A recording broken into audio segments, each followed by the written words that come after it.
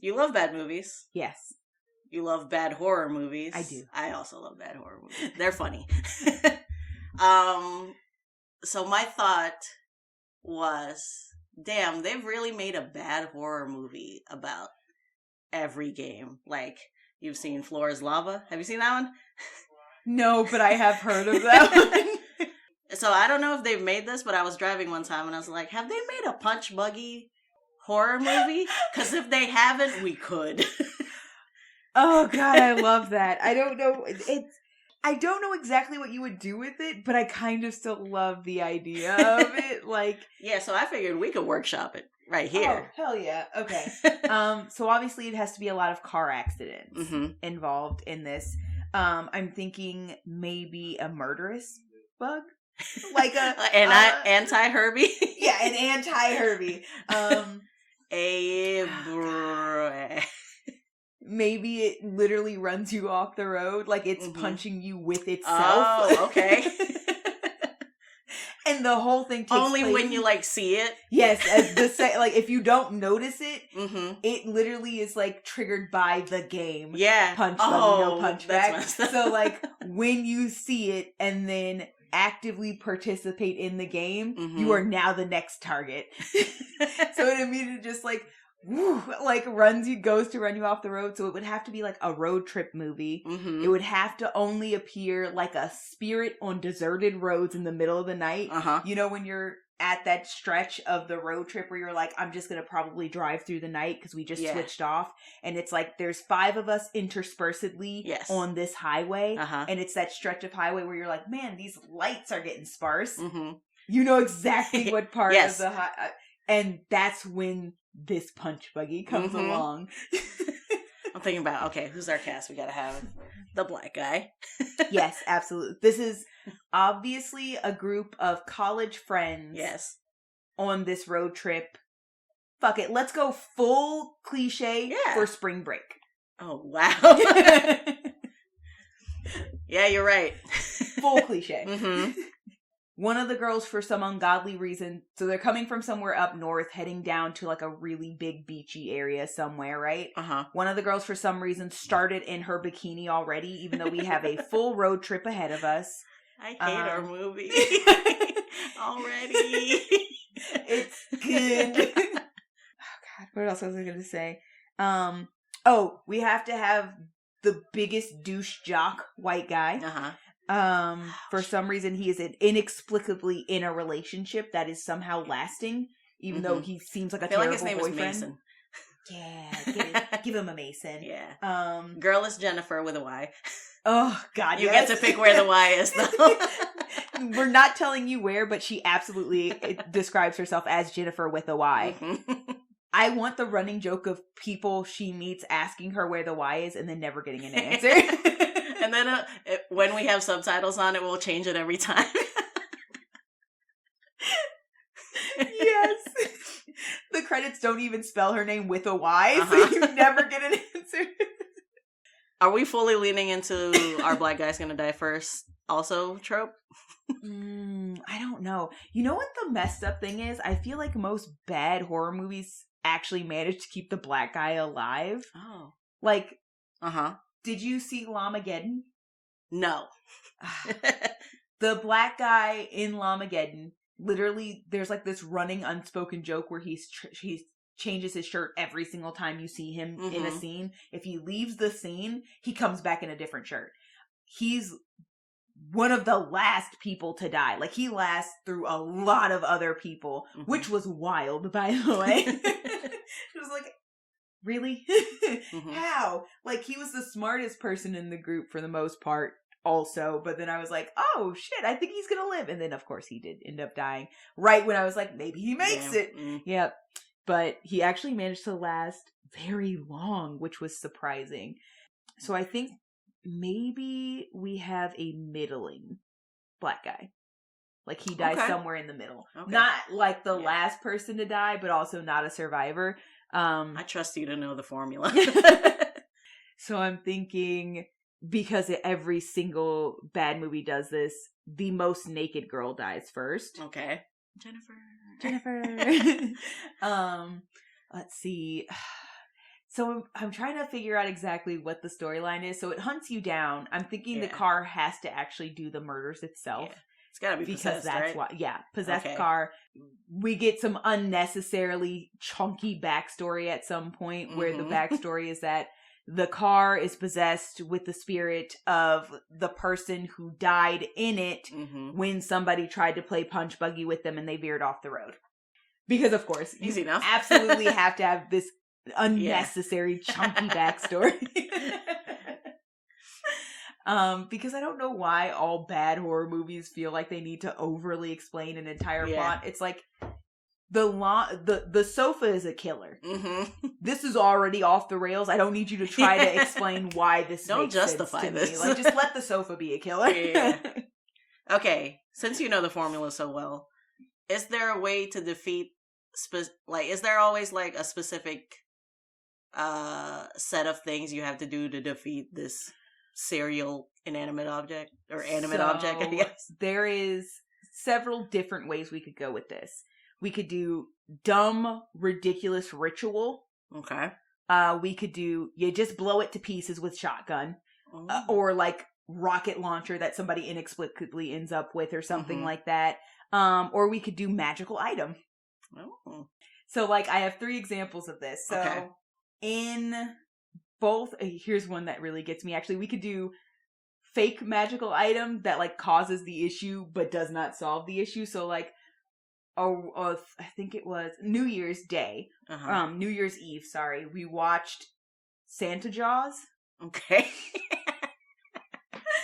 And the whole thing about Santa Jaws was like, oh, the boy brought it to life because his parents reasonably grounded him for some bullshit he pulled, and then he got mad at his parents, and then he was like, I hate this, I wish I didn't have any family, and so he uses this magical pin that his grandfather gave him to basically write Santa Jaws into reality, right? Without realizing he was just salty about it, and then he brought it to life. Then they try to use the pin to kill Santa Jaws, and for some reason, even though all of the rules say this is exactly how this should work, it doesn't. Oh, that's bullshit. So I think they end up just like blowing him to pieces. Okay. And then so they tried option 3, but option 2 was the way to go. Okay. So I love those when it's like unnecessary giant information. This plot thing is the reason this thing is alive. And then like you use the same thing that logically should also defeat it. And for some reason the answer is still blow it up. Well, we have to follow that formula. So I'm thinking because they never are sensitive to like not being racist in these also. She died near a Native American plot, and for some reason a shaman possesses the car because that makes sense. And I thought you were gonna go like, well, punch buggies are Volkswagens, so let's bring some German racism into this. No, they do dumb shit. Like, so Thanksgiving was like, oh God, I can't even remember the full plot of Thanksgiving. But it was something with like the Native Americans and the Pilgrims, and it was dumb and it was racist. And it was like, because they can't stray from that for some reason. I truly don't know why. But like there's always just a touch of racism in these movies. So we're gonna have unnecessary racism because we're gonna just push every button. This is truly the worst horror movie ever written is my plot point for this. And then I don't even think we need a shaman. Just tell them she crashed on a Native American sacred ground because like nobody in this movie is going to know the difference anyway. And for some reason, the magic of that is what brought her back as a spirit. Because that makes perfect sense in these movies. And then the whole thing is going to be, you've got to kill her in this exact same ground so that her spirit actually goes away and is pulled from the Volkswagen. And then you get to this ground and it does nothing. Like you shoot at the car or something, the car stalls out. You're like, yay, we did it. But the truth is, we put this unnecessary plot point in here for no reason because it does nothing. And then somebody comes up with like a rocket launcher and blows the car to bits. And that's what actually kills her. But after you've lured them into a false sense of security and they've literally gone back to like whatever place they're staying at and they're relaxing and having a good time. And then That's when the black guy dies. So that's Punch Monkey. And then, like, of course, two of the worst white characters Mm-hmm. are left alive, and they're the ones who manage to actually blow this car to bits. It's never the When are we characters going you to kill want the to person that survive. has sense? Oh, God. It's- So I think that's Mhm. going to be the black guy. He's got to be the one who sussed everything out as far as the incorrect information for how to get rid of this thing, Mhm. which he follows every logical course leading to this being the sensical answer, of course. And then he goes back out. Let's say they're like stopped at a motel because like it can't get through the walls, so that's their only safe place. They go back to their motel, Mhm. ready to like sleep, and they're celebrating, and then they're like, oh, we're going to get back up and go back on our road trip in the morning, because for some reason nobody ever is too sad about their friends dying in these movies either. Yes. So they're like, yeah, we're going to finally go finish spring break. And then he goes out to get ice, and it's one of those motels where literally the cars are parked right outside your doors. Yeah. And just, boom, the punch buggy comes out of nowhere, Yo! and that's when he gets killed. And then, of course, they hear the crash, and they're like, ah! And then they're like, oh my god, it's still alive! And then we start this thing all over again Mhm. for, like, an unnecessary extra 5 minutes. And then finally, because they're in BFE, some random redneck happens to have a rocket launcher for some reason, because we need it to explode something. Yeah. And so they go to him, and he's like, yeah, you can borrow it. And then he's like, I heard about this car. And you're like, why do you have this information, sir? And then the dude, who's once again the worst guy in the world, Mhm. blows it up with the rocket launcher. You created the movie. Yeah. There's a lot of missing detail, but that's what doing whatever you want is for in these Mhm. movies. It's unnecessary filler, probably a sex scene that nobody asked Yeah. for, some dancing around, so Mhm. just a lot of driving senselessly. Just like two leads with no chemistry. Yep. You just fill the movie with whatever you think sells. Uh-huh. Pretty much, and then you have like the tiniest iota of a plot point Done every it. so often, and that's the whole thing. Yeah. So like if Thanksgiving could be produced and whatever, like why couldn't this? Exactly. We've already have it fleshed out. Somebody's gonna give us money for this movie. Man, yo, if I see Punch Buggy in theaters, I'm gonna be livid. well, it's not gonna go to theaters. Come on. No, this is straight to whatever streaming service. But I was like, okay, what ridiculous child game hasn't had a? But the floor is lava, huh? Yeah, Huh. I- I gotta check it out. I now. haven't seen it in full, but I thought I saw a clip with Mitchell Musso in it. What? Yeah, you remember him? How far they fall? Into lava. Oh, now I gotta go find it, man. But yeah, we should watch more of these together. Oh yeah, I love watching these. It's so much fun. Mhm.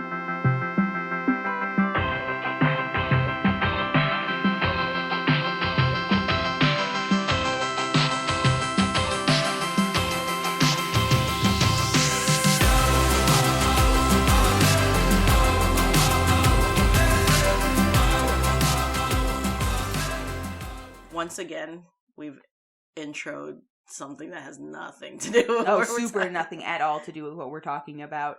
And we've also forgot to just Yeah. say hey. Yeah, I swear we love D&D. We have other interests.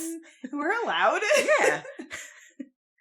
And you're going to sit here or forward 15 minutes and then check where we're at and then see. Yeah, for real. Speaking of, 15 minutes is a solid place for where we're at since we wrote an entire movie in the intro.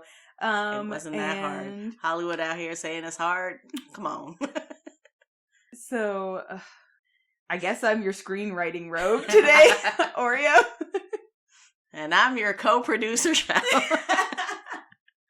I just want my name in the credits. I really didn't do that's nothing fair. but tell you. You were like, let me just give you a plot point Isn't and that you what go co-producers make do? me a movie. Make me a bad movie, please. Anyway, welcome to this party. Tell us your bad movie ideas. Oh yeah, please do. I'm sure though. they're way better than what some of We've these had out like here. Killer Tomatoes. Apparently, we Mhm. have Floor is Lava. We had some like big Yeah. movies like Truth or Dare, which They're was gonna say Rubber. That was the name of it, right? Oh, Rubber was also bad, but it was not based on like a children's game. So, It was, I don't know what Rubber was, to be honest. There's like a escape room one now. There is. I've seen that one. Mm-hmm. It's not very good, of course, but it's not bad in a funny way, which sucks. Yeah, it's just not good at all. So I would not recommend that one, even if you like bad horror movies. What other games? Did you say hide and seek? No. Oh, there's so many hide and seeks, you're right? There is. There's literally one called Hide and Seek. Oh, yeah. I'm just trying to, I'm sure there are others. Oh, yeah. But they obviously done things like Bloody Mary and stuff like that. Those were easy pickings, honestly. Yeah. But like then they started going the hard one. They started going into stuff that was more ridiculous. Like, I honestly also think Truth or Dare is not that hard because you're just like, oh yeah, you up the dares or up what you have to, like the truths you have to tell and stuff like that. Like, that's easy. But like hide and seek, not super easy. Floor is lava. I mean, if you just put real lava in it, I get it. Like, we should watch that together. Yes, we absolutely should, because I really want to see it now. So. But anyways, we're here for a different reason. We are. It actually has nothing to do with Have you gotten all your bad movie juju out? I hope so. Okay. No, we're doing a book review. We are. Yeah, in what I thought was a pretty recent book, but turns out it's not. Yeah, Strixhaven did come out after this. Maybe one more. And apparently also the new one the dragons one. The dragons? What is it called? Fitzspin. Oh my god, I feel like all of our D&D authority has been stripped in the past 5 seconds. Truly, just... Maybe we cut all of this. Fizban's Treasury of Dragons. No, okay. Well, regardless, we picked the Wild Beyond the Witchlight. Yeah, we did. Because aesthetic. We love it. We read just a small part of it because it is an adventure module, so we didn't read any of the adventure stuff so as to not be spoiled in case we ever do play this. So we just read the parts of like the new character creation options, because they have 2 new races, 2 new backgrounds, and then they have a new trinkets list specific to the Feywild. Very cute. So yeah, let's just go over it, see what you thought. I wrote down some notes. Yeah. So I think we're just gonna start right in from the beginning what shows up first. So we'll start with the trinkets because they're gonna be super easy and super quick to go over. Do you usually roll for trinkets? So I like to roll for trinkets, but depending on the character, sometimes if they like their backstory gives them a trinket or something, I might pick something very specific based on the background I've written. But I also love, and actually I think the character that immediately comes to mind that I had a trinket for that I rolled for was River. And I ended up with an eye, a false eye. Oh. Do you not remember that? It never comes up in the actual campaign we played this. It never came up that she had it, but she did in fact have a false eye from an admirer, is what I recall it being. So like one of the stops from like that the ship made, she wooed somebody apparently, and I guess their parting gift to her was their false eye. So she had it entire campain on her person. I like that that's just like a little private thing that River knew about herself. Like, nobody else knew. I don't think any of the other characters knew. But yeah, I don't think you know, but I did roll for Lit, and she has like a box of like unmatched buttons. No, I don't know. Yeah, see, that's the thing about trinkets, though. They're just like private little, just a little thing background that you things. have, yeah. And I'm not gonna lie, I love that, but I also love the idea of them coming up in story as well. Like somebody like just finding them and being like, what? Because like I think the buttons, honestly, for Lit would probably be like, I don't know why you have this, but I'm not super confused or surprised. Right? But I also think, like, if somebody had happened upon River's fake eye, especially because she has 2 of her own, she's not missing an eye, it would be like, care to explain? But yeah, so I But yeah. love the randomness of the idea of rolling, but there are sometimes when I'm like, I really want this character to have this very specific thing, because I can tie this into their background, and that is also very fun for me. Yeah.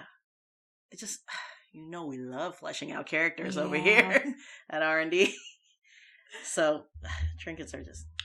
I actually didn't read the whole list. I was just like, oh, cool, new trinkets. Did you? I did. I actually also screenshot some of my favorites. Okay. So I'll go over with you some of my favorite ones. Give them. One of the first one was painted wooden key whose teeth change configuration every day at dawn. That's so stressful. It's wild. Because it's like, it's just the key. You don't have anything that this key goes to. But imagine, like, the possibilities in a campaign where it's like, my key's changed again. I'm just going to try it on this door. Yeah. And then, like, your DM just having you roll to see whether or not this configuration happens to work on this locked door. And it does. Yeah. That's just, like, it is so fake chaos. But it sounds so much fun to have but when and that utilize happens around a campaign. Because it's like, there's no harm in just trying it. If it doesn't work, it doesn't work. Right. But having a moment where it does. Yeah. Even if the possibilities especially if you've been trying it for like 60 sessions. Yeah, you have to nat 20 to be able to get this. Yeah. Or like you I was going to say, you'd have to roll like a D100. Yeah, I was going to say, or you have to roll above this specific number or something like that. And like, just... every single locked door. I'm just gonna try it. Let's see what happens. Like, the possibility for your DM. Oh, the possibilities. It's so much fun to me. Oh my god. There was also, oh god, where was it? Because I have so many. A crystal orb that allows an elf who holds it to sleep.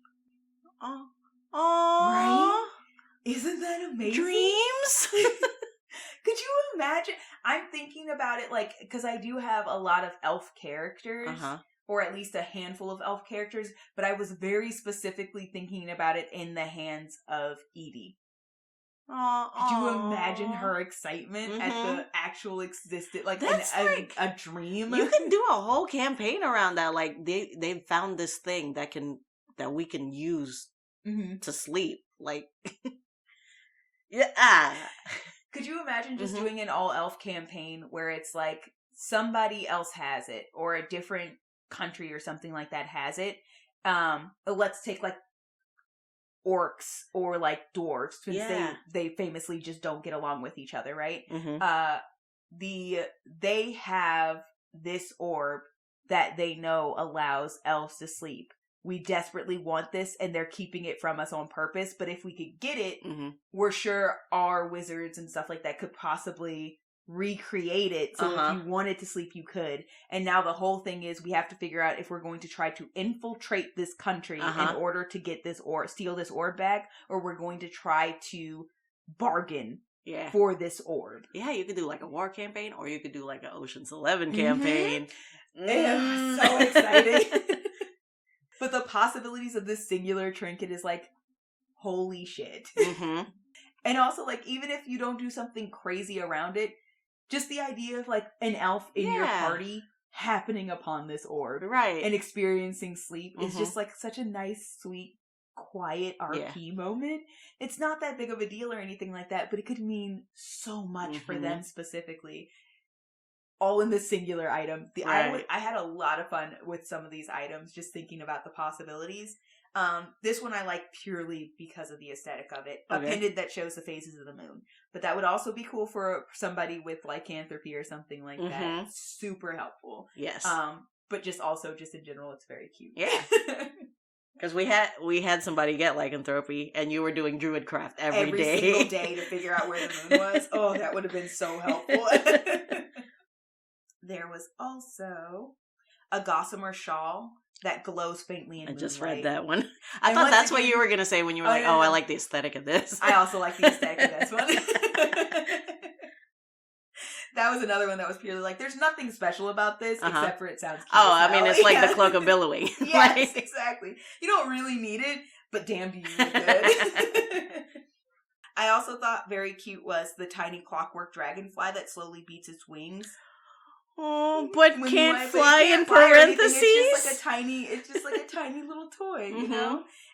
That's one of those things that it's like, if it never comes up, it's just something very special and small for you. But if it does come up, you could have like a fun conversation and RP moment where you tell people like, oh, well, like, my dad made this, or like, especially if you're doing some of the backgrounds we're going to talk about, like, somebody that I encountered in one of these backgrounds gave this to me and I've kept it ever since. Like, that's a really great way to kind of flesh out your character, whether or not anybody else knows the backstory of this trinket that you have.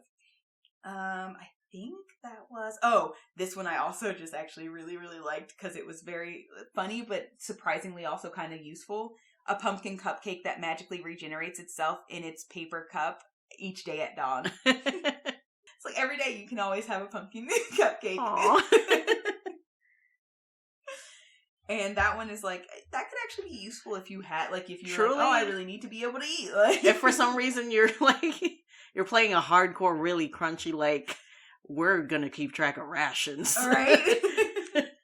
Knowing that breakfast at least is always covered by this cupcake. And then I think, a mask that helps you remember your dreams when you if you wear it while you're asleep. I want that for real. That would be really cool. I think that's actually the last one that I also was very, very interested and amused by. Just because, once again, that was another one that was just like, this could be really interesting. And imagine if you had like the orb and the mask in the same campaign. That would be a lot of fun. Yeah, I think that was pretty much it. Oh, no. This one specifically because I think the Feywild is so ripe for like a grim fairy tale kind of vibe. Right. A tiny book of fairy tales. Tiny. Just a tiny book of fairy tales. And then they also had, and that's right, there was 2 in this section, glass slipper missing its mate. Okay. I see you. Anyway, what I'm saying is I would love a grim fairy tale campaign. Nudge, nudge. I'm not gonna lie, after I saw both of those, I did legitimately think, ooh, what if our all-girls campaign was, like, basically based off of fairy tale princesses? Yo! Turn, like, D&D warriors. I'm sure somebody's done that, but I'm willing to do that deep dive with you. Yeah. Let's go. It would also be fun to just integrate 2 of those characters into any of the campaigns we have with any of the people we normally play with, where it's just like, oh, like we both know the characters that we've created are solidly based off of princesses, and our whole thing is like, we got a score to settle with these hags from the Feywild. And then as we slowly start talking about our backstory more and more, they're like, wait a minute. Yeah, just one day I was going to see my grandma because I had some food for her. Yes. I wish I had read the whole trinkets table. It sounds a lot more fun. I do truly feel like the trinkets on this table are a lot more fun than the base trinkets, which is great because that's what you want from like a Fey list of trinkets. But I love like the random plainness sometimes of the regular trinket list too, like the eyeball, like, and I like when we roll for it and we're like, all right, now this has to make sense why I have this. So it's just I think it's a fun little character building exercise of like, how does this fit? I have this? Did it say specifically on the table that it was given by an old lover, or like that's what you made it for? River pirate background might have said given by, you know what, I'm actually going to double check because it might have been the background, but it also solidly could have been me. For sure. That's why I'm asking, because it could. But like, I think the pirate background specifically gave you a trinket from like a paramour or something like that. But like, now that you asked the question, I'm like, was that just me? Did I do that? Let's see. That would make the most sense as to why River. Oh, no. So what the pirate background actually said was, a lucky charm such as a rabbit foot or a small stone with a hole in the center in parentheses, or you may roll for a random trinket on the trinkets table. And so when I got the I decided to fill in the rest as this is her lucky charm. But specifically why she has this fake eye is because it was given to her by somebody who was enamored with her. I see. At one of the places that they stopped, which they never ended up going back to, but the eye is like, stopped an arrow before or something like right. You know, like, it's done something that made her be like, this is a lucky charm.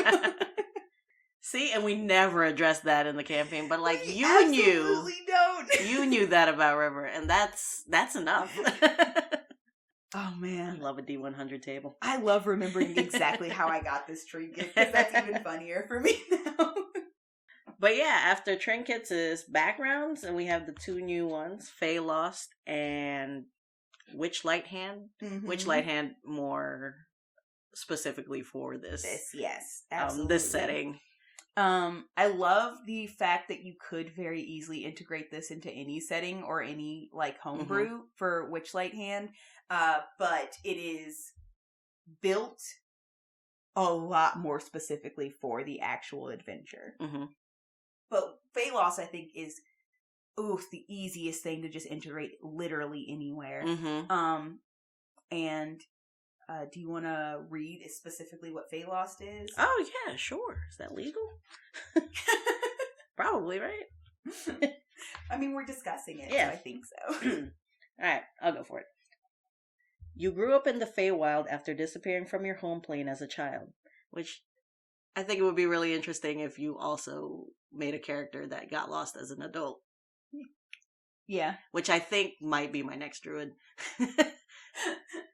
So anyways, perhaps you were spirited away by kindly Fey who thought you were destined for great things. Perhaps you stumbled through a Fey crossing by chance during a twilight stroll in the woods. Perhaps you were kidnapped by evil Fey but escaped from their clutches. Whatever the manner of your disappearance, you gradually fell under the Feywild spell and learned a little about the nature of the mercurial tricksters that dwell there. Sorry, I gotta flip. No, you're good. When you finally returned to your home plane, you did not come back unchanged. You are haunted by the fact that the Feywild, a mirror world hidden behind a mere twist of perception, is only a hair's breadth away. Although your memories of the Feywild grow fainter with each passing day, your heart swells with a mixture of fear and joy at the prospect of one day venturing back to the plane of fairy, your home away from home. And so, yeah, they give you some skill proficiencies, deception and survival. Mm-hmm. They give you an instrument. But your language choices are you get to pick Elvish, Gnomish, Goblin, or Sylvan. Mm-hmm. Sylvan, I'll perk my ears up. Yes. Admittedly. And, of course, some other starting equipments. Oh, it says over here you roll 3 for 3 trinkets. You do, yes. That's fine. Fey Lost gets, I think, the most trinkets. Mm-hmm. And I think that makes a lot of sense, especially if your backstory is that you've been there since you were a child. Like, you just picked up these trinkets along the years. But yeah, I also mm-hmm. love I was just going to jump right into it, the Fey mark, where it's like, you have physically been changed mm-hmm. by the Feywild, and they have these, once again, like trinkets, you can either pick ones that you really like and match your story really well, mm-hmm. or you can absolutely randomize these 8 options. One is your eyes swirl with iridescent colors. You have a sweet scent, like that of nectar or honey. You have long whiskers,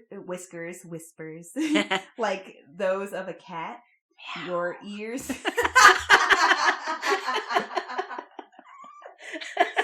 Damn, now I kind of wish that wasn't.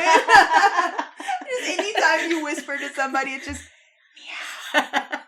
Damn it. Your ears are covered with soft tufts of fur. Mm-hmm. Your skin sparkles in the moonlight, so literally an opposite twilight. So dawn? Flowers either bloom or wilt. Ooh. Your choice in your presence. That's fun. Yeah, I know, right? Your hair is made of vines or brambles and grows back to normal length within 1 hour of being cut. Or you have a tail like that of a dog or another animal. Oh man, the flowers one is, Aesthetically, Oh, God. The Either way, sword, if they bloom or they wilt, the aesthetic. So good. Mm. So good. What I love about that also is because it's your choice. I kind of like the idea, like, so one of the things I thought about was, ooh, how fun would it be to be a character who emotionally it changes whether the flowers bloom or wilt. Ooh, I like that. That would be so much fun. Some of these are just very cute and fun. Like, they don't have to really affect anything, but I think they could solidly affect things. Like, I love the idea of being a human with just the iridescent eyes. And be like, the fuck are you? And just the like, close lean in. Human. It's like, I don't trust that.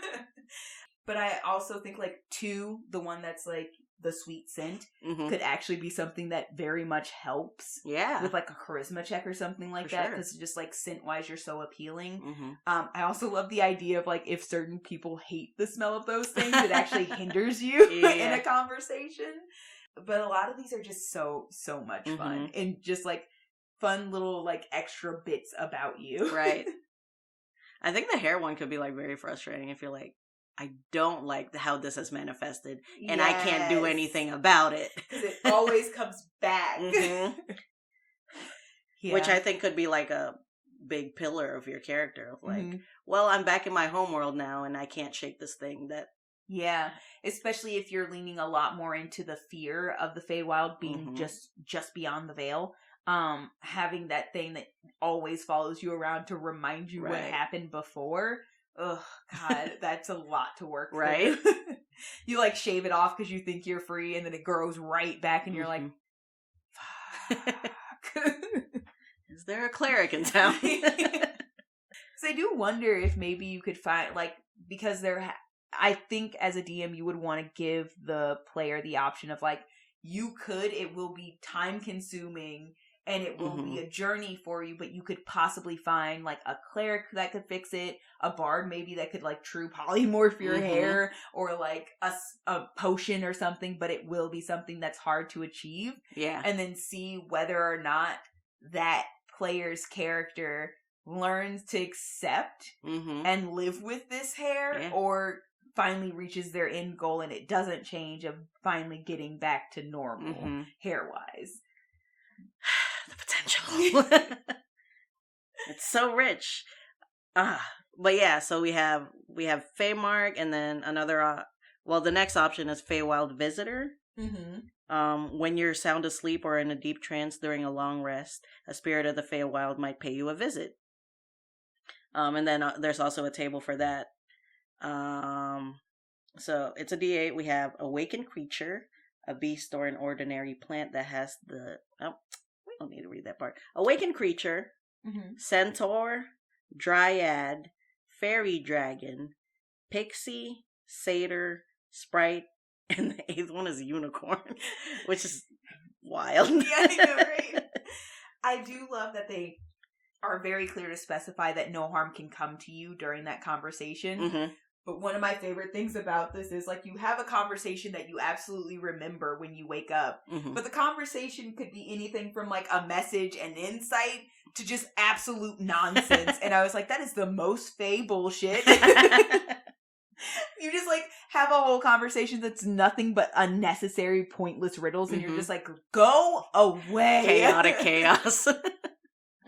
Oh, man. But also... just like the trinkets and just like the Feymark, it could be absolutely nothing, or it could be everything about your character. It would be really interesting because, like, it does say, like, the form can change and you would roll, but if as a DM you have a very specific story you're telling with this character, or the background has, like, integrated into a very specific story, having that creature always be the same creature who's essentially trying to help this character through things. I kind of love the idea of it being like, I'm giving you very helpful information, but because I'm Fae, it's also still a riddle. Because, like, could you imagine being like, it takes you, like, 2 or 3 times of having this happen before you're like, oh, wait, that happened, and that happened, and that happened. I just didn't get it because I didn't suss out the riddle because I thought this was some bullshit. An egg.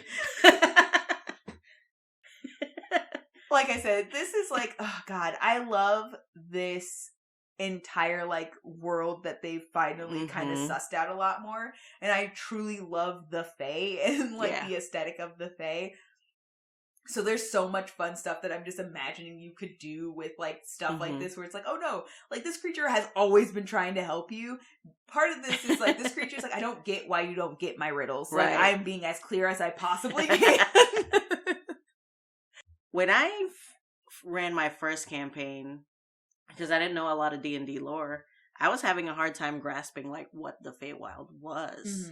So this book, very helpful. And also we did run that one shot in the Feywild, and it was like, oh, okay. Lawful chaotic? Oh, I got you. Yeah. It's, to me, it's always kind of a little bit of like what you would think of like more classic fairy tale like Fae. It's a little tricky. There's a lot of rules. You got to be careful about deals and stuff like that. But on a level, things like Tiger Lily, which is literally a tiger with lily flower petals, like, and stuff like that. It's like, this is also a little Alice in Wonderland. Yeah. Yeah. At first I didn't like, you love the aesthetic. And at first I didn't understand, but I am becoming closer and closer to understanding. For sure. What do we have next? Feature Feywild Connection. Your mannerisms and knowledge of Fey customs are recognized by the natives of the Feywild, who see you as one of their own. Because of this, friendly Fey creatures are inclined to come to your aid if you are lost or need help in the Feywild, which is like mechanically the feature they gave us. That's just cute. Yeah. I think that one's interesting because theoretically, if you end up playing a character with this background that's mostly playing on the mortal plane, this is not going to help a lot. But as a DM, you have the wiggle room to possibly use this to help with other Fey adjacent creatures on the mortal plane and still have that be really interesting and cute. So like, unicorns don't really like roll on the mortal plane, but like you could have a unicorn that just happens to be there and like wander through the veil themselves or something like that. You could also use this to make it easier for them to like have a conversation with like elves or gnomes or furbolgs, or also because they actually get Sylvan, so they do have a Fey background as well. And like use that to be like, oh, like you're gonna have a better chance of talking to these people, right? Even if they're super insular, like furbolgs don't tend to like venture out, or like specifically you're talking to high elves or something like that. Like even if they're very insular, you're gonna have a better chance because something innate about them is going to feel a kinship to you because of how you act and stuff like that. So on the surface, it's kind of like, oh well, like I don't want, like, this feature does nothing if you're not in the Feywild. But no, like several things that you are familiar with have that Fey ancestry. Shall we move on? Yeah. Okay. You read this one. Okay. Unless you enjoyed me. Final thoughts on Fey Lost.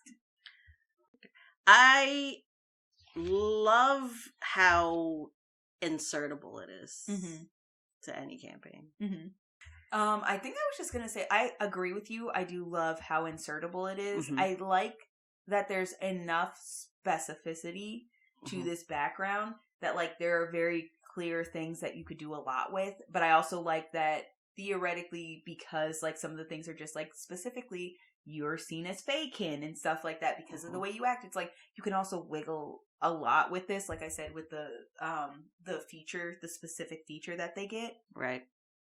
So I like this because, once again, like I said, a lot of this Feywild lends to like this sort of like lost child fairy tale kind of aspect, and I really like how well that like fits into that specific background of the two fits into that kind of idea of like, oh, like it's almost very Hansel and Gretel, but like if there was like we survived the witch who was actually just a hag, and like, but we were still stuck in the Feywild for like years and years. So now we're out and we're almost like otherworldly ourselves, but also we're still trying to get home because that was our end goal in the first place. So it has this like very very fun, classic Lost Child Yes. kind of aspect to it, but I do feel like there's just so much you could play with there. So I think my final thoughts are I very, very much love the possibilities for this background and how even you play a character, whether it's like, no, like you truly made the Feywild your home and you didn't mean to stumble back into the mortal. You weren't trying to get back to the mortal plane, and now you're trying to figure out a way back to the Feywild because that's what you know now. Or is this a character who's like, I never want to go back, and I am trying so hard to kind of integrate back into what was supposed to be my life, but I'm struggling. I also appreciate like how it can be as big or as small as you want it to be. It's just, it's got the room. Yeah, because the thing about it is it says like you have these emotions about it, but there's no real like forcing of like, no, well, like you have to have this desire, you have to have this want or need or anything one way or another. It's just like, you could also just be like a weird person because this is what your childhood was on accident. Or like you spent not even like your full childhood, but there were some years that you spent in the Feywild, like living this weird life. And so like you could just have a character whose entire like part of their personality is just like, I'm constantly worried anytime I have a conversation that I might accidentally be making a deal. So I'm very sketchy every conversation. But, like, that has nothing to do with the rest of my background. That's just kind of how I am now because dealing with fays like that. But, yeah, now that you bring it up, it does speak to a lot of, like, those sort of, like, things that we read as kids. Like, I read Magic Treehouse as a kid. Yeah. And I'm like, oh, if I were ever to D&D-ize that, Fey Lost would totally make sense. But, yeah. Those are my final thoughts. Yeah. Witchlight hand. I was going to say, on the other hand. Much more specific to this. You go. Okay. So, Witchlight hand is, you crept into the Witchlight Carnival as a child or youth and never looked back, earning a place among those who work behind the scenes to keep the carnival in business. As a hand, you work hard and play hard. I'm sorry, party hard. Same difference. The carnival has borne you to many fantastic worlds, circling back around to your home world once every 8 years. But you know almost nothing about these worlds because you spend all your time in the carnival. You know the other hands well, but the carnival's owners, Mr. Witch and Mr. Light, remain mysterious to you even after all these years. Maybe you joined the carnival to escape a dismal life at home, or maybe you were enchanted by the idea of visiting new places or the dream of becoming one of the carnival's star attractions. Now that you're older, carnival life has lost some of its appeal. The daily routine has grown tedious, the cyclical nature of the carnival's journey monotonous. The carnival no longer fills your heart with the sense of wonder. Perhaps greater adventures await you beyond the carnival's gates. And then, as part of our more crunchy details, your skill proficiencies are performance and sleight of hand.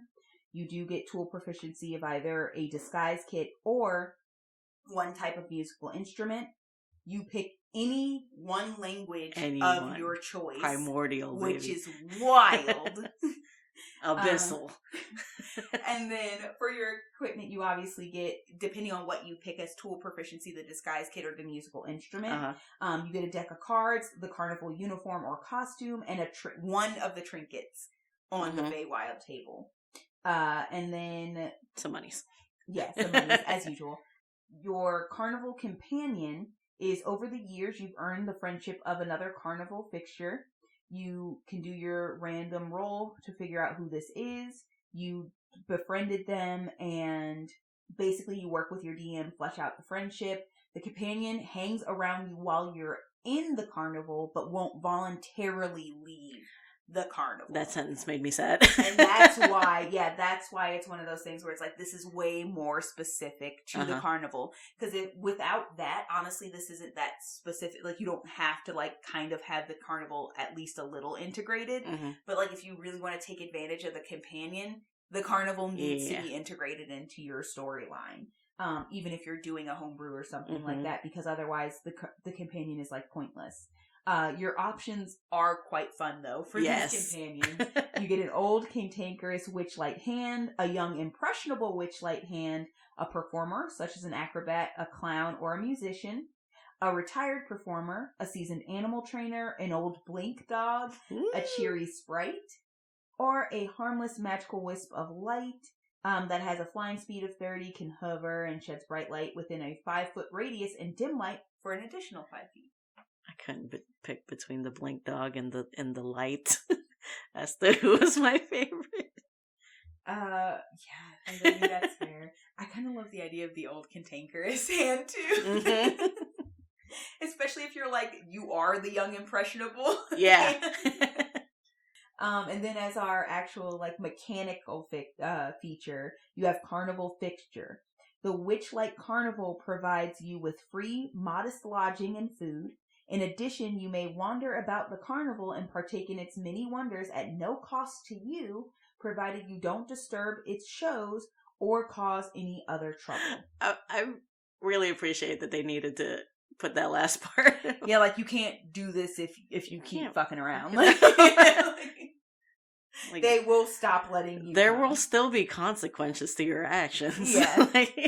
But as long as you're good, they'll be cool about it. But yeah, so like I think I mentioned a little bit ago on one of these episodes that like I had read this as soon as this book came out, and I immediately was so excited specifically by this background. Right. And that's because a lot of these features are very specific to the carnival. Like you have to have some sort of carnival aspect to get the feature of the free lodging and stuff like that. You have to have the carnival in order to have the companion, somebody you can even hang out with, right? Because they're not really going to leave unless you force the issue or something, or roll really, really well for that. But Amma, who I mentioned, her original backstory was that the halflings that she was with were the nomadic tribe that had a wandering carnival around, obviously, the country that they are in, our characters are in our homebrew. And so immediately, as soon as I read this, I was like, this is the carnival background I wanted! We were cursed. So I literally... Because we're doing our second half, so there's still time for me to change it, and I'm super excited about that possibility. I literally begged Hubby DM. I'm like, please read this. Let me know if you'll let me change it. Yeah. Because I literally already had it all thought out. I was like, obviously, I already have performance because of my rogue thing, so I'd take sleight of hand, even though I'm pretty sure I already have that, which means I have an extra one now from rogue that I can put somewhere else. I was like, my brain a million miles a minute. I was like, this works so well. I can get a different language now, and then any one of your choice. And then as I know the possibility. Well, that's probably for specifically Witchlight, but we're trying to reskin it for Amos. Yeah. So, but like a lot of the aspects of this already fit so well into her backstory, exactly, because she's found her parents and her brother again. So like the companion would essentially just be her visiting her parents, right? Because they're still performers there. So that works really well, and it's not that big of a deal that they don't leave because, you know, they're her parents. It's just nice to be able to go see them, you know? And then the fixture part also makes sense because she used to be a part of this. Family. Her family is still a part of this. This is literally her clan. So going to visit them and being able to stay and like get free food and stuff like that. All of that would make sense. Right. So much of this was just like, these are the thing I need. Please. It's perfect. It was perfect for Amma. It really is. And we truly are cursed. Because if we had this when we started, I would have just picked this at the beginning. He gave you the green light, right? He said he had to read it first. I don't think he's read it yet, which I'm calling you out now. We welcome you for the last 2 episodes, but now that you're gone. Now I'm calling you out. But I think because I'm not trying to go crazy on it, I'm literally just like essentially filling in the things that already exist about this with just like, oh, this is just my family that I'm visiting. That's my companion. This is just makes sense since we've already been before and had the ability to like get in for free and stuff like that. Like that makes sense. I'm not asking for like, I wouldn't ask for a crazy language or anything that wouldn't work with my backstory because that's just how I am as a player. Right. But yeah, so like it doesn't seem like it should be that far off from what I could possibly get. The only big thing I think would be, because performance and sleight of hand are something that I already have as part of my like rogue traits that I can get. Maybe the idea that I could also get something else now would be a little sketchy for it. We're not calling you out. We love you and appreciate you. But I also understand that, like, at this point, a lot of the things that Amma has, like, skill in, like, proficiency in is kind of stupid. Yeah. And because I'm a rogue... One more proficiency? She not broken enough? But okay. I think the other thing is, but to be fair... Bards have jack of all trades, so like I'm just saying. But also there is the thing that now I also have the ability where it's like if you have proficiency in this thing and you roll less than a 9, you treat it as. So I could see why he'd be hesitant there. Yeah. But hopefully that small thing doesn't cause him to say no. And you wonder why Spidey says rogues are broken. Oh no, it's one of the things I love about them. Is truly my strongest character. We love to frustrate a DM. It's my job. I'm just saying, objectively, if I was your DM, I'd be like, yeah, I recognize we're cursed and this thing is perfect for you. Take it. Thank you. But he's trying to be reasonable, whatever. I guess. But yeah, it's absolutely perfect for Amma. Yeah. Anyway, those are my very mini thoughts on this one. Other than that, even outside of my character, I do find this background very fun. I love that you can pick any language. I mean, I actually didn't read too much about what the Witchlight Carnival is, but I'm going to assume it goes literally everywhere. So it's like... Yeah, especially if it takes 8 years to cycle back to your original home plane. I do imagine it goes pretty much across the plains. Right. But like, what are some off-the-wall languages like? You could have one that's very specific to like an elemental plane instead of just like full like primordial. You could be like, what is it? Aquan, Alron, Terran, and then oh god, I don't remember the fire one. Fireon. I don't know, Flareon, man. That's one of them there, Eevees. What are you talking about? Makes Eevees sense. Everything. Yeah, I don't remember what it is, but like just in general, the idea of just like any one at your disposal. I'm sorry, I had no flame on. That's what the Human Torch says. But yeah, I think that's the most interesting to me is that like you could pick any language because I was referring back to when I was a little baby D&D player, and I had like any language of your choice as lit. I was like, okay, primordial sounds fun. Can I learn it? And he's like, Spidey, who was my DM for lit, was like, can you explain it? And I'm like, my grandma taught me. Does that work? That's right. You were just like, yeah. And I think he was just like, you seem really excited about the idea of learning primordials. So, I mean, I know. Well, us revamping to part 2, I was like, I could get rid of primordial if you want me to. And he's like, I think that's probably for the best. I think at that point, because everybody was starting, he just really, really wanted everybody to have a good time, so it worked. So he was just like, okay, yeah, I mean, I think that kind of works. Yeah, I think it was because it was like we were playing 4E and it was one of my options, and I was like, I like this word. You're like, that sounds like fun. And he's like, you don't even know what primordial is. Yeah, but if you were Witchlight Hand, you would completely have a good reason as to we've been to the elemental planes. I don't know what to tell you. This also I wanted to, Wolfgang from Don't Starve. I did want to turn him into a D&D character, so this might actually work for him because he's a strong man. Be a performer, one of the side attractions. Yeah, that would be fun. Yeah, it'd be a lot of fun. I think the thing that I do love about this one also is that it's very specific in certain places, but as long as you have a carnival aspect in your background, just like we talked about with Amma, like you just slightly change parts of the aspect, like maybe take things out, like, okay, there's no blink dog or sprite, but like you could possibly have something else in place of this, something that's more common to this plane, but also just rare enough that people would still be like, oh, that's interesting. You know what I mean? So I like that it's obviously very specific if you take it at face value, but it does have enough wiggle room that you can just tweak slightly parts of it. It wouldn't be a lot of work to reskin this. Not at all. Yeah. No. And I think that's the thing where it's like these are very clearly so ripe for like a full Feywild campaign or going back to the Feywild or something like that. But also, like, the other one is just kind of perfect for even if you're not ever talking about going back to the Feywild anyway in a campaign. And then this one is, like, the slightest reskin, and this still works perfectly if you're not doing a Feywild campaign. Right. I'm probably biased because I do just enjoy in general. Like, the second, even though I don't really know a lot about exactly how they picture the Feywild in like official material or anything like that.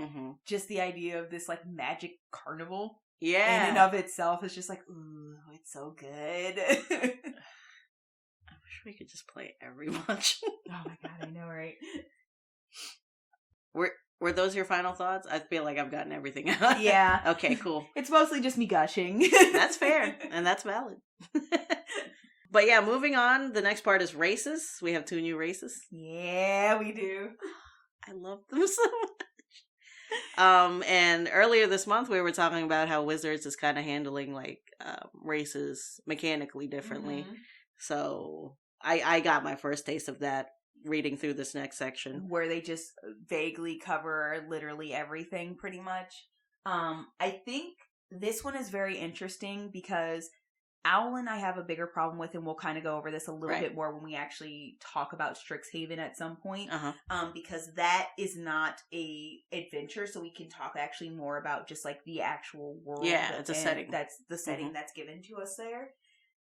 They did a good job of giving you enough in the flavor text specifically to kind of guide you in the right direction, I noticed. But also, I don't like that there are certain things like, there's not really anything guiding you in the direction of like what lifespan makes sense for. Right. Like, you know what I mean? Like, it's like some of the things like, oh, you know, you get the language, which they once again did the, you know, any language, talk to your DM. But when you go into the description, and obviously we'll take turns again reading through these, they do kind of guide you in a direction, at least for some things. But then other things, it's just like, you gave me nothing to work with here. Yeah, so the next part, it says creating your character, which is, I think, the things they have removed from each, when explaining each race. Yeah. And they were just like, hey, talk to your DM, y'all figure it out. Yes. Which is your ability scores. Which I think, we can get more into this, but it's like, well, you were trying to explain, like, biologically... Yeah, why they have these scores, was like what makes them maybe more prime for you if you're trying to make a character that works really well with whatever class you want, versus anybody else. When you take away the ability score increases, I mean, at the very least, like the physical ones, like need to make sense. I think that's one of the things that makes me most mad, because like you can have, and I think originally races like elves were like immortal unless they died unnaturally, right? So you could have like, you can do a little bit of wiggle room with things like lifespan or something like that, based on you're like, oh well, like they're fairies, much like other fae, they probably have a very long lifespan. That would make a lot of sense, right?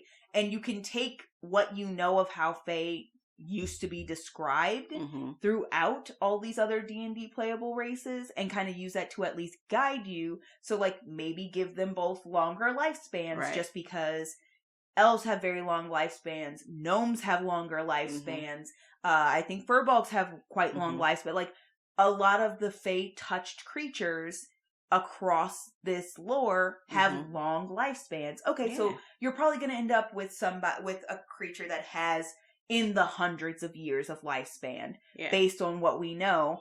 But it's also kind of ridiculous that you can't just say, like, much like other Fae, Yeah. they have long lifespans, and at least give me the upwards of place I'm supposed to go with this. You know what I mean? Yeah.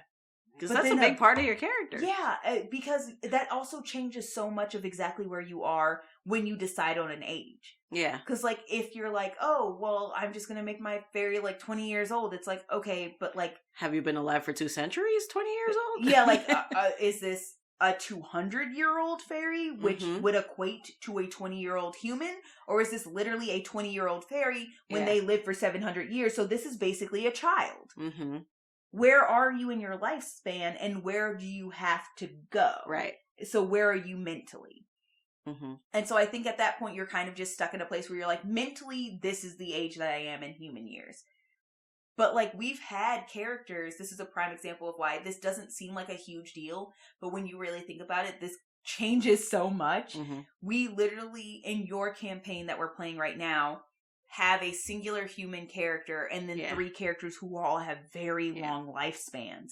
And we've literally ended up in a conversation with that character where we casually are like, oh, well, I'm 200 years old, so I'm just into adulthood. And he's like, you've been alive for 2 centuries and I've been alive for a quarter of your lifespan. Right. And I'm also an adult now. Mm-hmm. And, like, he just has this, like, existential crisis of, like, I will be gone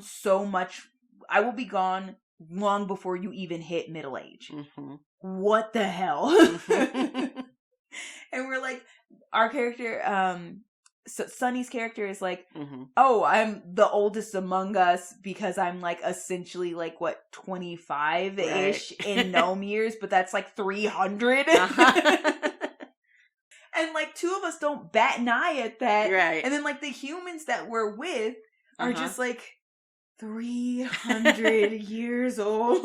Like, this one does specify the 2 new races, fairies and herringons, however, have a lifespan of about a century. Which, you know, like you were saying, Fae things tend to be older. I disagree that at least the fairies should have, like, a longer lifespan. I honestly agree with you.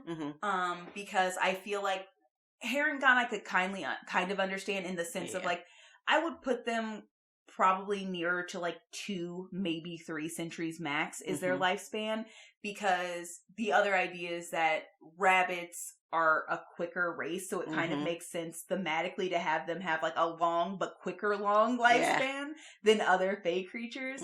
But fairies are just so inherently full Fae. To me, it's like, I would give them a lifespan as long, if not possibly slightly longer than elves. Yeah. Because I feel like after, like, fairies, elves is, like, the next most solidly Fae creature you're gonna play, right? So in my mind, it's like they're matching. Like, lifespan wise, they are the same about lifespan, because I'm just like, I can't imagine a fairy just 100 years, especially when you think about, like, the personality you get just historically and even in the game of, like, what fairies are like. It's like, I don't, it's something, this just doesn't match what you're telling me. Yeah. We skipped the lifespan, but also, so the other things that they've taken away from the specific races and their, like, work with your DMs are languages, creature type, and height and weight.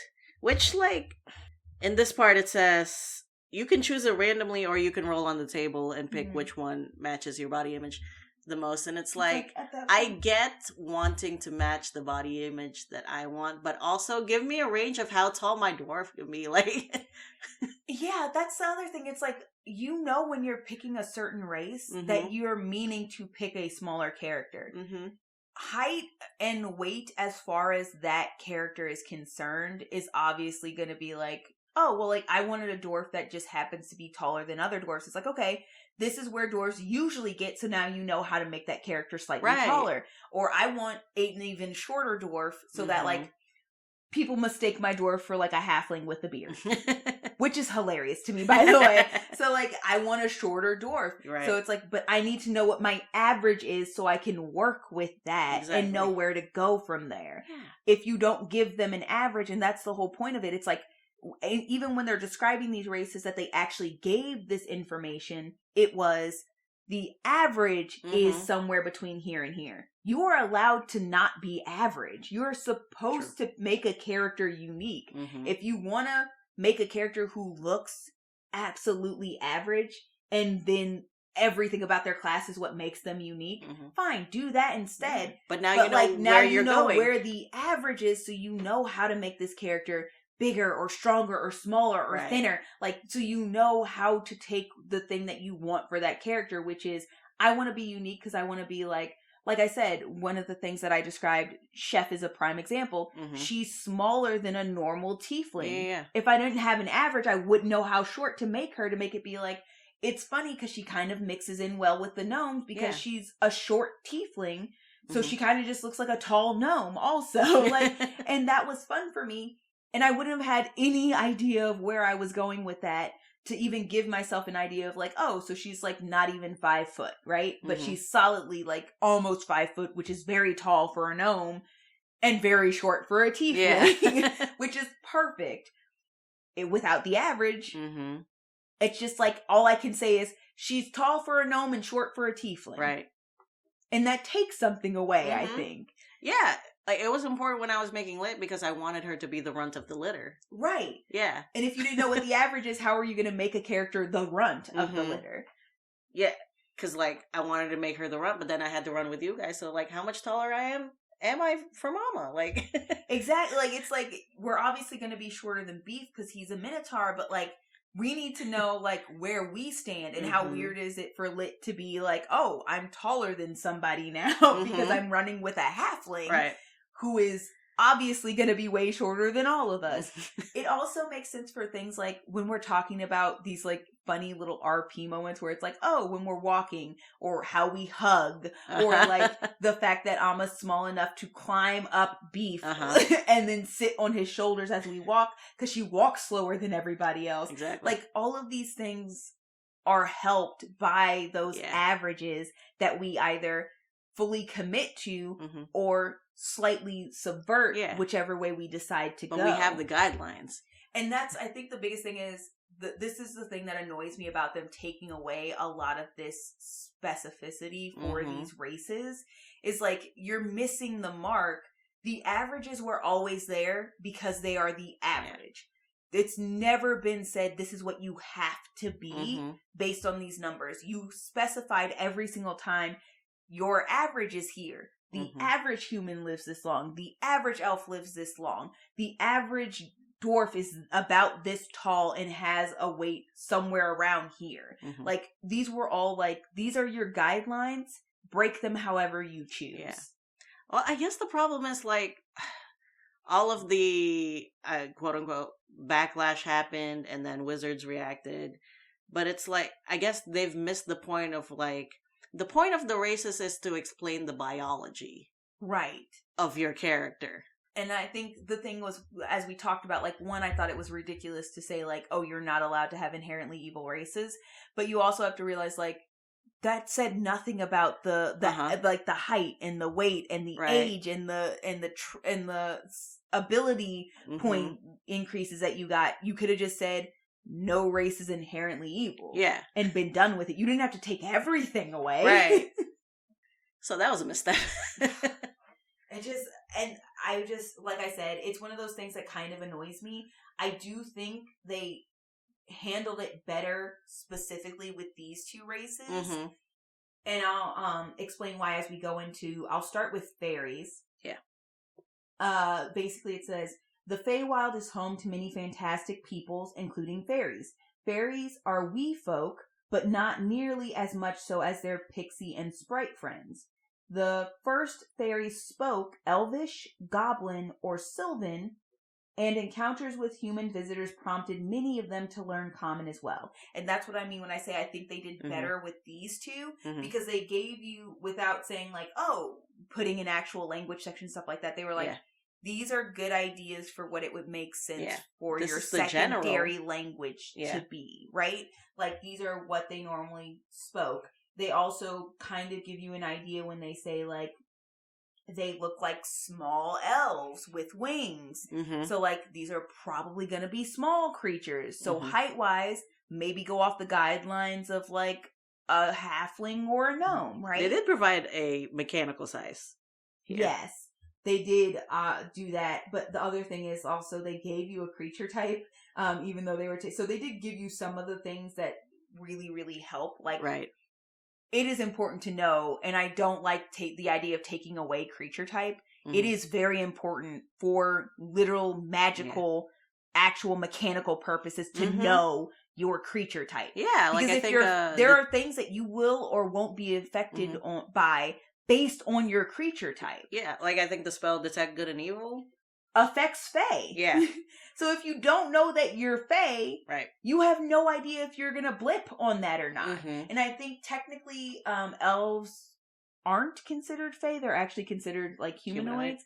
But because they have Fey ancestry, we always play house rule. Yeah. That elves still blip a little bit. Not as brightly as everything else, but they still blip a little bit on the Detect Good and Evil. And that's just fun for us. Yeah. But like realistically, if you play just that, if you use that ability just straight up rules as written, you need to know if you blip or not. Yeah. You need to know if somebody else needs to know that you blip or not. These are important things. But I'm sorry, go on. And then it also says, infused with the magic of the Feywild, most fairies look like small elves with insectile wings, but each fairy has a special physical characteristic that sets the fairy apart. For your fairy, roll on the fairy characteristic table or choose an option from it. This is another this table. This table is very fun. Once again, we have 8 options. Your wings are like those of a bird. There's so many kinds of birds. You have shimmering, multicolored skin. You have exceptionally large ears. A glittering mist constantly surrounds you. Ooh, I love that. It's so Tinkerbell. You have a small spectral horn on your forehead, like a little unicorn horn. That was cute. Your legs are insectile. You smell like fresh brownies. That one was my favorite. A noticeable, harmless chill surrounds you. I really enjoyed this table. Oh God, this table is so good. I don't think there's anything on this table I don't love. There are some I love less than others. Like that I'm just like, oh, this is a little less fun. Yeah. But for the most part, oh God, this table is. What do you think qualifies as exceptionally large ears? Could you imagine having ears as tall as your tiny body? Aww. But the bird wing option, ooh, it's so endless. Honestly, if you just keep with the kind of insectile wing option, there are so many options. You could have moth wings, bee wings, dragonfly wings, butterfly wings. Like, oh God, beetle wings. Like, the options are so endless already. To add the option of being like, add bird option in there as well. And just be like, oh God, what kind? Anyway, aesthetically, oh God, fairies are so much fun. But just like the idea of how much you could do, multicolored skin, that is very fun for me too, because you could play with that, like, it's kind of like a beetle skin or something, like, you know, those like rainbow beetles. Yeah, that like iridescent. Oh God. It's so much fun. This table is just like, I do absolutely love just like just go full Tinkerbell. You have a misty glitter. Like, every time you fly, just like I said, I don't think there's anything I disliked about this table option. Even like as like almost weird and gross as it is, the idea of having like regular hands and insect legs. So are they still fleshy on the outside? I don't know. Talk to your DM.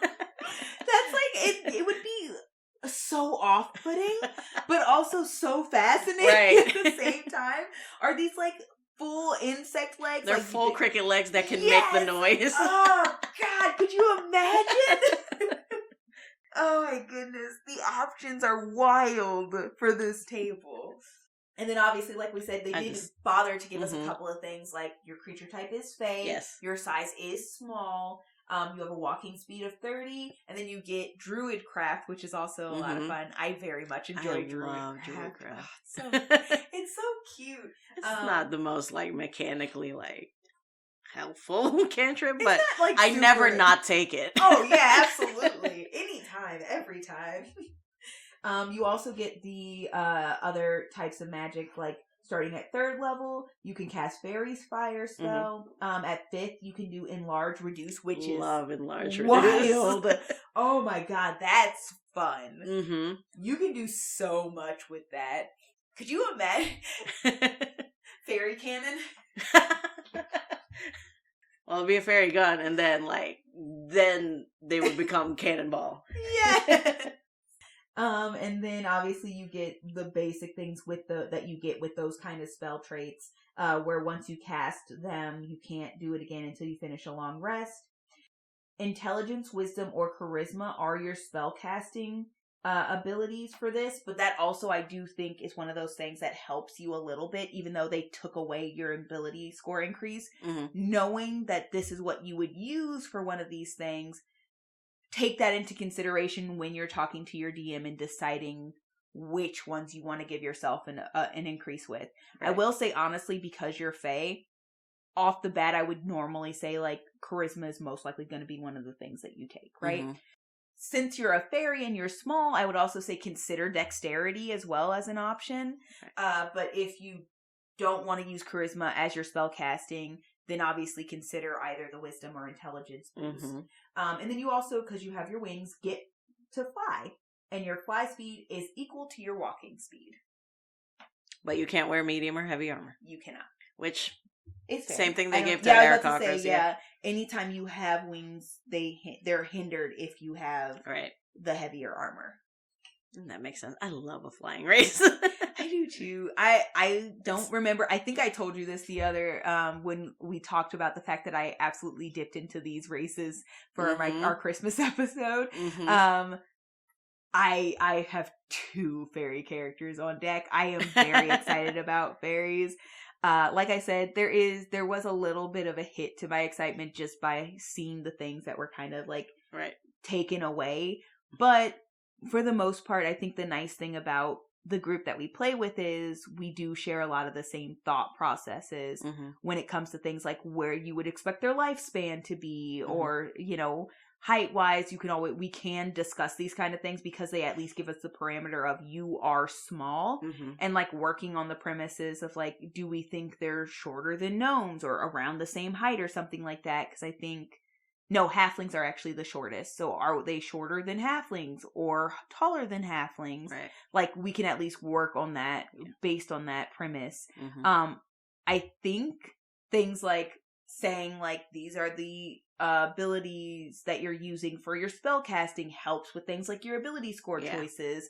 I also think since the walking speed is not reduced like it is for some of the other small races, it might actually make a lot of sense to say one of those things is dexterity, because that does play into your walking speed and things like that. So I think there's enough here that you can kind of suss out those things that they've taken away from us. Yeah.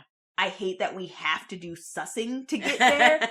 But I think they did at least provide us enough of the groundwork and hints in some of the conversation about, you know, the background of this race itself that you can kind of fill in those things yourselves with your DM. And then also, for us specifically, it's not something I worry too much about because, like I said, as a party, we kind of have similar ideas of how certain races work and things like that. Right. So hopefully you guys also have that same situation or setup, or you can at least follow along with what they did give you enough to kind of fill in those things that are missing. Final thoughts? You good? Oh, I'm super excited. I love this race. Yeah, I love Fairies. There are things I'm sad about, but it does not dampen my excitement. This wasn't the worst way to deal with to handle the changes that they were enacting. Like I said, when we talk about Strixhaven, I solidly think Alan was handled very poorly. Shame. I did figure my way through figuring out how to get around that because I still do really want to play one. So I'm gonna make it work no matter what. But I think this was handled a lot better. Right. So I'm still very excited, despite what was lost. I'm still very excited to play a fairy at some point. And then next up we have Harengon. I'm gonna read this one. Dibs. Okay. Herringons originated in the Feywild, where they spoke Sylvan and embodied the spirit of freedom and travel. In time, these rabbit folk hopped into other worlds, bringing the Fey realm's exuberance with them and learning new languages as they went.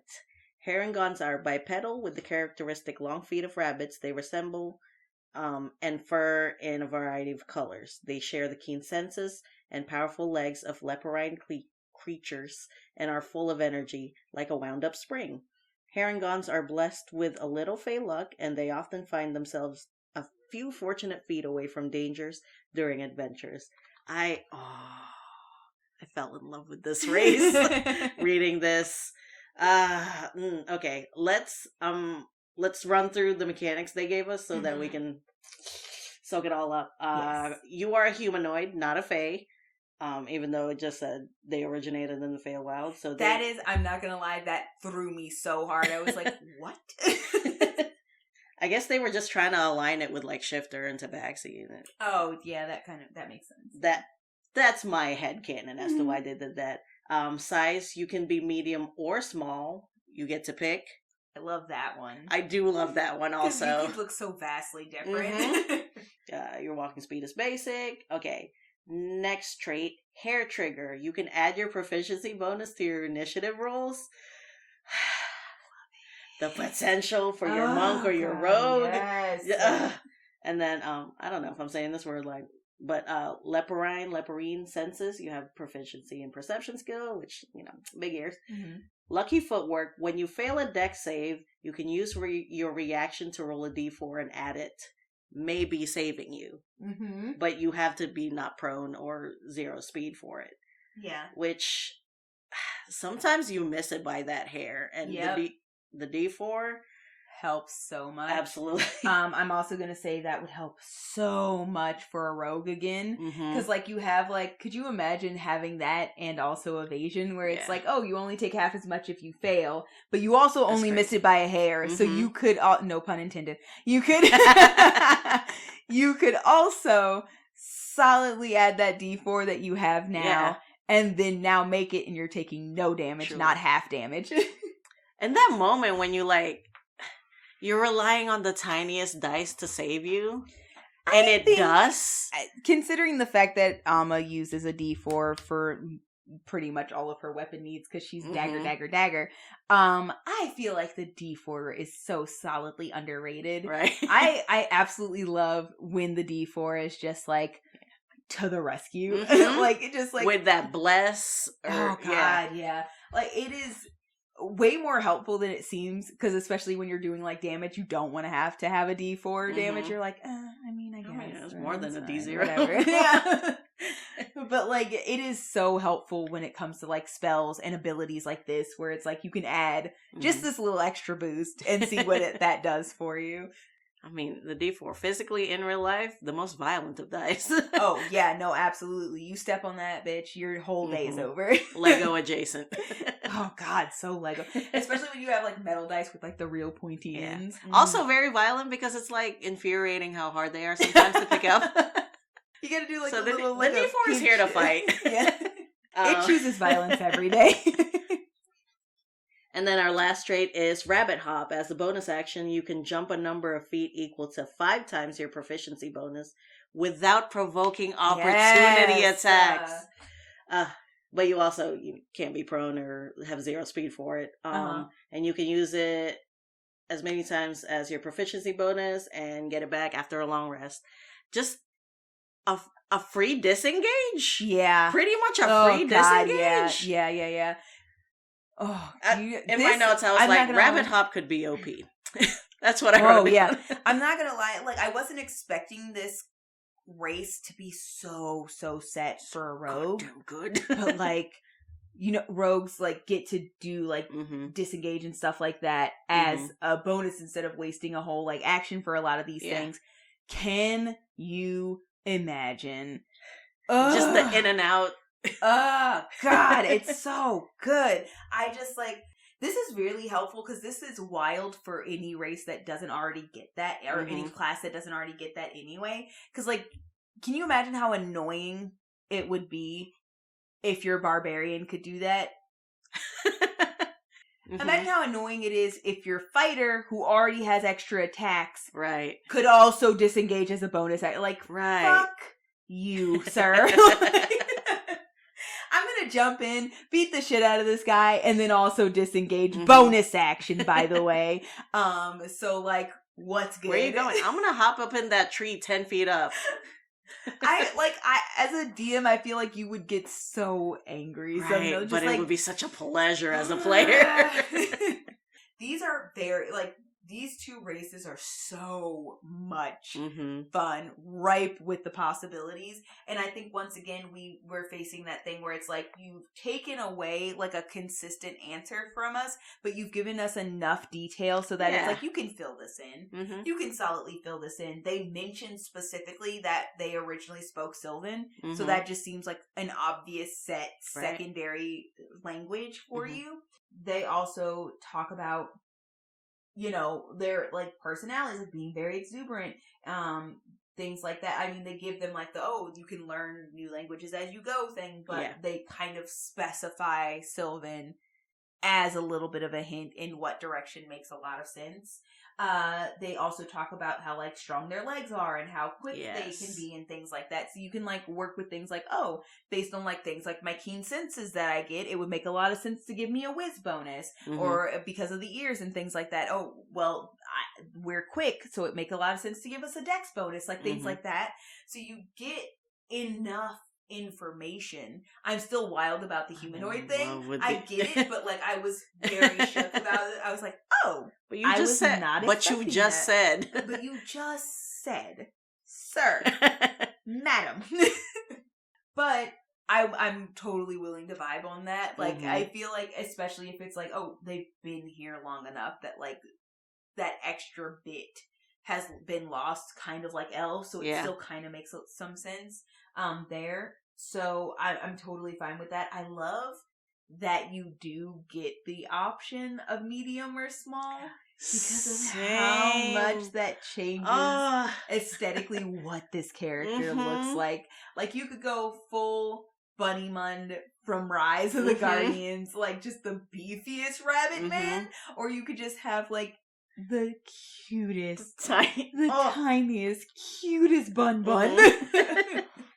As you know, I got a rabbit. We are currently recording in this month that we are in. So I got a rabbit last month. I'm in love with him. But also in researching what rabbit to get, I learned a lot about rabbits, and I'm just like picturing those floppy-eared lops. Just I want to play a hair gun so bad. Specifically also has this almost like mohawk hairstyle thing. Yeah, he's an Angora mix. So he has that short hair that you get that you see with a lot more rabbits, and then you has like Angora, I think, are the ones that have like like a mane. Yeah, like they have this long mane of hair. So he has almost like these floofs, like mane floofs on his cheeks, and then he's very like short haired all up his face. His ears are short haired, most of his body is short haired, and then you get this like mohawk of Angora long hair that flops in front of his ear that like either looks like such a style, like just like the coolest guy, or like the most emo situation ever. And it is hilarious depending on how you see him, what you're getting that day. And so like I'm just imagining that as a character. Just the full Angora mix, like short haired all up the body, most of the face, and then he has like this mohawk of hair. It's just like it stands up as like depending on his mood. Yes. You make him sad, it flops forward, full emo bang. Just you only get the one eye. I mean, yeah, I guess. Oh man. It also does not help that your rabbit is fully black, except for like his mane is getting a little gray. Yeah, just the little ends. Yeah. But like the mohawk itself is quite black too. So when it flops over his eye, it is the most. It's not just a phase. He is technically a teenager now, so it's just like big, big that energy. But yeah. This new love of my life in my life, plus reading through this race. Whew! This race seems like a lot of fun to play. That like so many possibilities. Like I said, I truly love both of the races that we were given in this book. They are so much fun. You could hurt a DM playing this as a rogue or a monk, though. Oh, yeah, no, absolutely. It's almost rude, to be honest with you. I think what I love about this is it is one of those races that feels like it could be very much optimized with very specific classes. And then I also love the fact that, like, fairy kind of very vague enough that it's like, this would be good for any class, honestly. You know, so it's like you get one that's like, oh, I could very specifically figure out exactly what race is going to be optimized or what class this is going to be optimized with. But I could also play just a fast wizard, because that would be helpful as hell. And oh man, I forgot the name of the game, but you remember one time we played a game where each class, it's from the makers, I think, of Unstable Unicorns, but each class is like a specific animal. Like their wizards were rabbits, their barbarians. Here to slay. Their barbarians, I think, were bears, and their wolves were all of their rangers were foxes. But yeah, so I also love the idea of a wizard bunny. Yeah. Sorry, there was one more thing I wanted to bring up back in the fairy section, where it addressed the languages, and then it said, encounters with human visitors prompted many of them to learn common as well.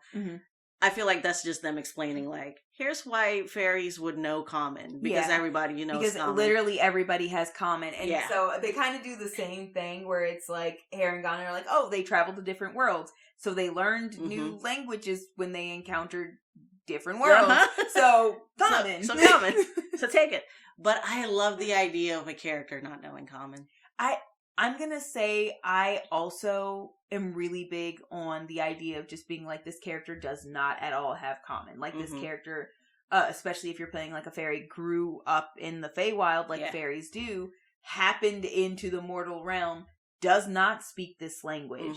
Obviously, you would have to like help that character along by either like making sure there's like an elf or something in the party, somebody who either knows like whatever your two languages are, like, you know, especially if you're using the languages they hinted at and gave you as options. Elvish, Goblin, Sylvan, all those kind of things. So like making sure somebody in the party can communicate what's happening to them. And then also the idea of a character who is slowly learning the language because they're starting to like, every time somebody's like, oh, this word always is correlated with this word in Elvish, which I know what it means, or this word in Sylvan, which I know what it means, that kind of thing. Or even, so this is a great example of like how something kind of like this has been working in actually one of our campaigns.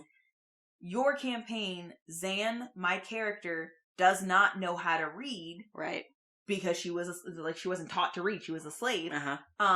Meanwhile, Hubby DM's character, the Lord with all the freaking names, but which is how I mess with him. No, I mess with him all the time as Zan about this. I was like, yeah, you with your too many names, whatever, man. But Voros was very well educated, and he kind of like truly enjoys teaching people. Like, he over explains things as his character, but Zan was very interested in learning how to read. So like, she is slowly throughout the campaign thus far being taught how to read. We're at a point where we've gotten far enough in that she now can do like small children's books, but she can't read like a lot of huge words or anything like that. So like, she's still on like very simple children's book, but slowly as we go through, she will learn more and more and more to the point where she's able to like read all the big like adult books or spell books and things like that. It's such a big part of her like story. It's huge for her. It's a huge part of her freedom is having the freedom to finally learn how to read.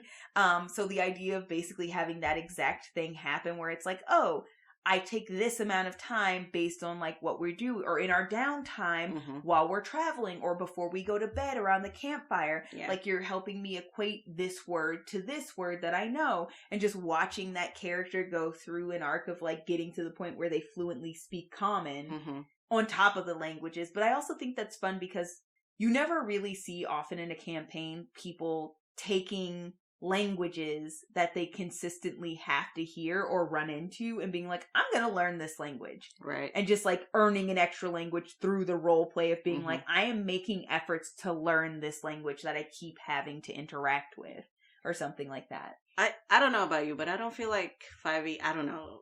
I haven't read too much other D&D materials, but in 5e, I yearn for more breakdowns of languages. I think in one of the books, I don't remember, it might be early in the player's handbook, you get the vaguest, I think we get 2 pages. You get, but yes, I think you're right. I think it's like 2 pages.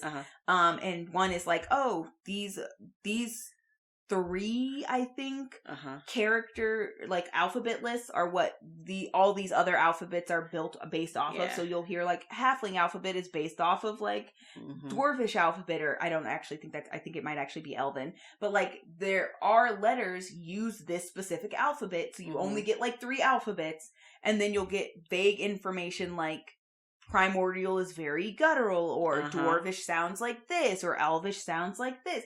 Like, so you're not getting a lot of, like, crunchy information. I want that crunch. But you're getting the vaguest idea. Yeah. And then a lot of it is just kind of like, it kind of sounds the way you would kind of expect. Like, who speaks this language? Like, the rock... the rock golem language is based off of primordial. So it wouldn't be surprising to hear a rock golem doing a very guttural, like you know, like that's what you would imagine that voice to sound like. So anything that comes out of primordial is probably going to be guttural, even if it's like, yeah, but I don't know if I necessarily imagine like a water elemental having that same guttural base, like the base language, sure, but like wouldn't it sound kind of different? And like, what is that description like? You know what I mean? Like, is this like whale noises or dolphin squeaks, or like where are we going with this? And a lot of it is just kind of left to you to be like, figure it out, man. This is just me dreaming. I would love just a compendium. Just oh, no, I you know me in real life. I love learning new languages, or I think they're so telling of a culture. But yeah, going back to this, I would love to play or be at a table where somebody doesn't know common. Yeah. Yeah. Obviously, that once again, that's something that like I would love to see how that works for somebody. I would not mind attempting that, honestly. Yeah. I mean, well, in the same campaign, we also have Sunny's character who is deaf. And it's just been such a joy seeing you guys skirt around this, like, because Zav's character is a bard, and you can't give bardic inspiration to somebody that can't hear you. So he has never been able to give her bardic inspiration, which is wild because like he keeps trying to figure out a way around it, but it's so specific they have to hear you that there's just no way for him to work around it being like she just can't. I think one of the things I don't think he's tried yet, but would require him to also waste an action, would be something like sending to sing into her brain, so that she could hear his bardic that's inspiration. His whole turn. But that would be his whole turn. Yeah. So it's like, I watch him session after session be so frustrated at the idea that he cannot give her bardic inspiration. And it is like, it's one of those things where it's like, I love that because it's like, you can feel the frustration not just creep into like the character, but the player is also like, I want to help. This is a thing. I appreciate and I can do it, and I want to be able to help, but this hindrance exists, and it's like God, it's just so good because it's so much fun to watch, like how we get around things like conversations. Yeah. I love the simple, like, not just like the mechanical issues of her not being able to hear, but also things like, because like there have been times where she's ended up in danger because she couldn't hear the thing coming, and like nobody was able to like warn her or grab her fast enough. There have been times where we have purposefully used the fact that she can't hear to like not tell her something that's not super great. And then there's times where it's just like, just the new interactions between her and an NPC who does not know that she can't hear. Oh. And just like, oh God, one of the things that immediately, other than just him being a useless piece of shit character to begin with, but one of the things that immediately made me mad about Crumplebum is, I know one of my NPCs. Name, I don't care. Was him immediately being like, "Are you deaf?" And then we were like, "Yes." And he was like, "Oh my God." And then he went, "My apologies, sir," which then topped off and be like, "She's a female." It was just like everything he said was a misstep. And it was so good. But yeah, like after months in game, and I don't know when we started playing this campaign, but like after this huge long time, recently I was like, hey, you guys are proficient in Barley's sign language. Yeah, we had spent that time around her. We'd kind of sussed out what she was saying when she was trying to say things, or like how to say things to her, that kind of thing, which is, and it's funny because it is also, you did specify this is Barley sign language because she was not prepared to be deaf. So she does not know like an official solid sign language. This is very much us making it up as we go along together, which is also very fun. But I also love that like now this party has its own language. Yeah, where it's like we could have a conversation without anybody else understanding the conversation we're having.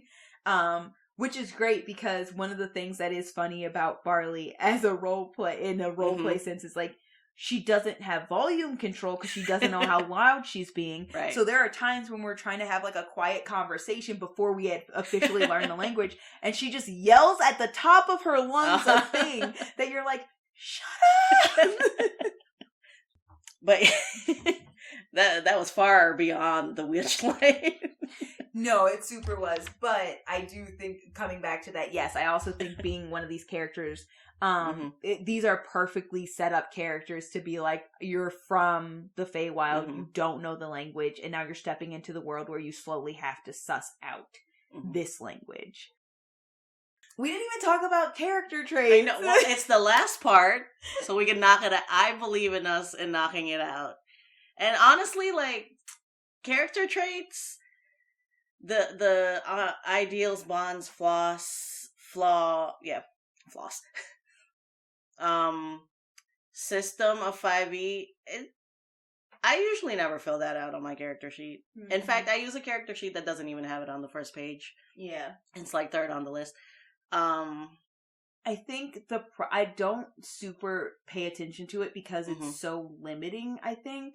Like, I like the idea of it, but I feel like, honestly, for me as a player, it usually just becomes, oh, like, I sussed this out as I played this character. Like, I know the base person, like, the base thick of the personality of this character. I don't really know what the flaws as I play with other people are going to be until I get there, right? Yeah. So, like, I didn't know, like, I knew Alma was going to be guarded. I didn't know she was going to struggle so hard with finding a way to express her emotions.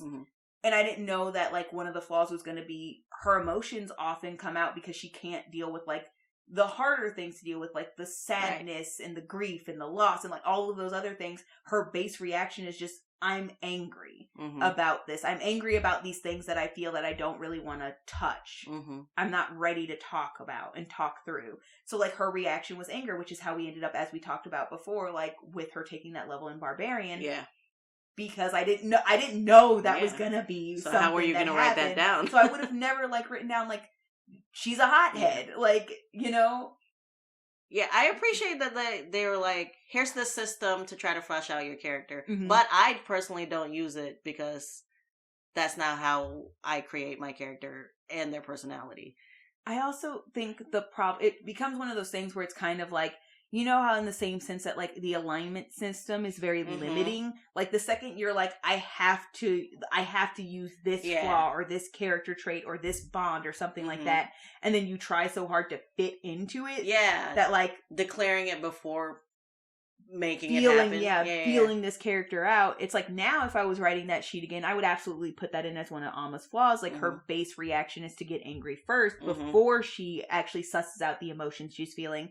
But at the beginning, I would have never said that was the thing. And then I probably wouldn't have discovered this aspect of her because my brain would be like, this is what you said, so this is what you're supposed to play. But it's like, realistically, sometimes it's better for the character to just happen organically. Mm-hmm. So like, some of these are very funny and like interesting. And that's just our tape.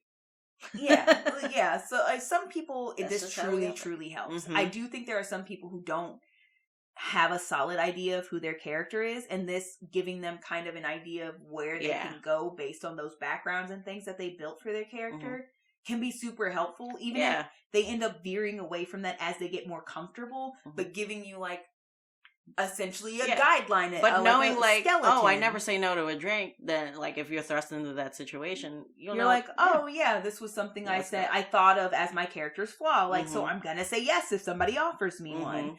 Yeah, it's just one of those things where it's like, if you're not confident, this is a great skeleton to then build off of. If you are confident, maybe you don't really need it. Yeah. That being said, though, I do actually think, like, these are very interesting and very cute, and very, very fitting for a Feywild campaign. Oh, yeah. So I do also think it's very interesting because they didn't actually... We did read through them, though. Yeah, we did. They didn't actually do what they normally do, which was put them actually in the background part, because that's where these usually show up. So I think this is just like, this might show up for both of these backgrounds, but I'm not entirely sure because I haven't actually, created a character with this background yet. Right. So starting with personality traits, and usually what you're supposed to do is pick 2 of these if you do decide to use the skeleton. We're going to read this whole page? No, I'm just going to read a couple of like interesting ones. How about you read the 1 or 2 that spoke to you as a person? Yeah. I can do that. Oh, yeah. Do whatever you want. Yeah. I think you already had some picked out, so I'll let you go first. I forget. And then I'll basically kind of pick my top 2. Okay. I didn't know you picked 2, so I only picked 1. Then we'll pick top 1. Okay. So for personality traits, the one I felt like spoke to me is, when I have a new idea, I get wildly excited about it until I come up with another better idea. Because I am an obsessive person. So when I latch onto something, I 100% into it until the next thing. But that's pretty Fey of me, huh? Look at that. Yeah. I'm not gonna lie, actually, that's the one that spoke to me the most, too. And I was specifically thinking of things like, one of the things was like, oh, like, I really want to get into knitting. And I went full force into that for a hot minute. And the second the timing of getting into knitting became a little inconvenient, and then also, like, I was like, I want to do this big thing that I absolutely do not have the skills to do yet. And it did not work out at all because I didn't have the skills for it yet. I immediately was like, so anyway, this other hobby that I think about, right, which is also very chaotic of me. Like, in the back of my mind, I'm like, I'm going to come back and get good at this hobby. But there's also a part of me that's like, something else might come along and just sweep that hobby completely gone. I bought a sketchbook because I thought for a minute I could finally figure out how to get good at art. I have one drawing in that sketchbook. I've never done anything else. To that note, artists like singing. Yeah. Everybody can sing. Some people can just do it weller. Yep. Or have like a more forward starting line. Yeah, I think for me that was kind of the thing where I was like, I think I can be okay just accepting that. Like, I'm never gonna be good. I don't have any innate talent, so either I will work exceptionally hard to get decent at this, or I'm going to admit to myself that, like, it's fine. It's fine. I mean, if you're trying to offload the sketchbook, though, what's up? But I did chuckle to myself when I read the last option in this table. I can't bring myself to trust most adults. That's so Little Prince. Here's the thing. I also low-key feel that one deeply in my soul, too, though, because it's like, I mean, yeah. Like, people kind of suck sometimes. Yeah, like, for real. I also think the thing about adults in general is just, like, the difference between adults and kids is that, like, kids are still learning lying, and most of their lying is purely because it's like, oh, I don't want to get in trouble, but it's like stupid little unimportant shit, and it's like adults will lie about anything if it's convenient, you know what I mean? Like, but even kids, when they're saying stuff that you're like, damn, why you gotta do that? Like, I was reading something online, and it was like this guy talking about a conversation he had with his nephew, and his nephew was like, why don't you got a wife? And then he was like, because I'm gay. And he's like, what's that mean? And he goes, I like men, not women. And then he pauses and goes, so why don't you got a husband? He was like, I don't care about, like, I now understand the concept of what you mean. But, like, more importantly, my question is still my question. Okay. Anyways, the next is ideals. I ended up picking... So, on the ideals, it gave you at the end the parentheses of, like, where it falls in the lawful to chaotic / good to evil alignment chart. I ended up picking the lawful one, rule of 3. Everything in the multiverse happens in 3s. I see the rule of 3 everywhere. And this actually goes back to, I was talking to Sunny about like what my real life alignment is, and I was trying to make the argument that I'm true neutral, but like the more that I talked, she was like, you are lawful. don't lie to yourself.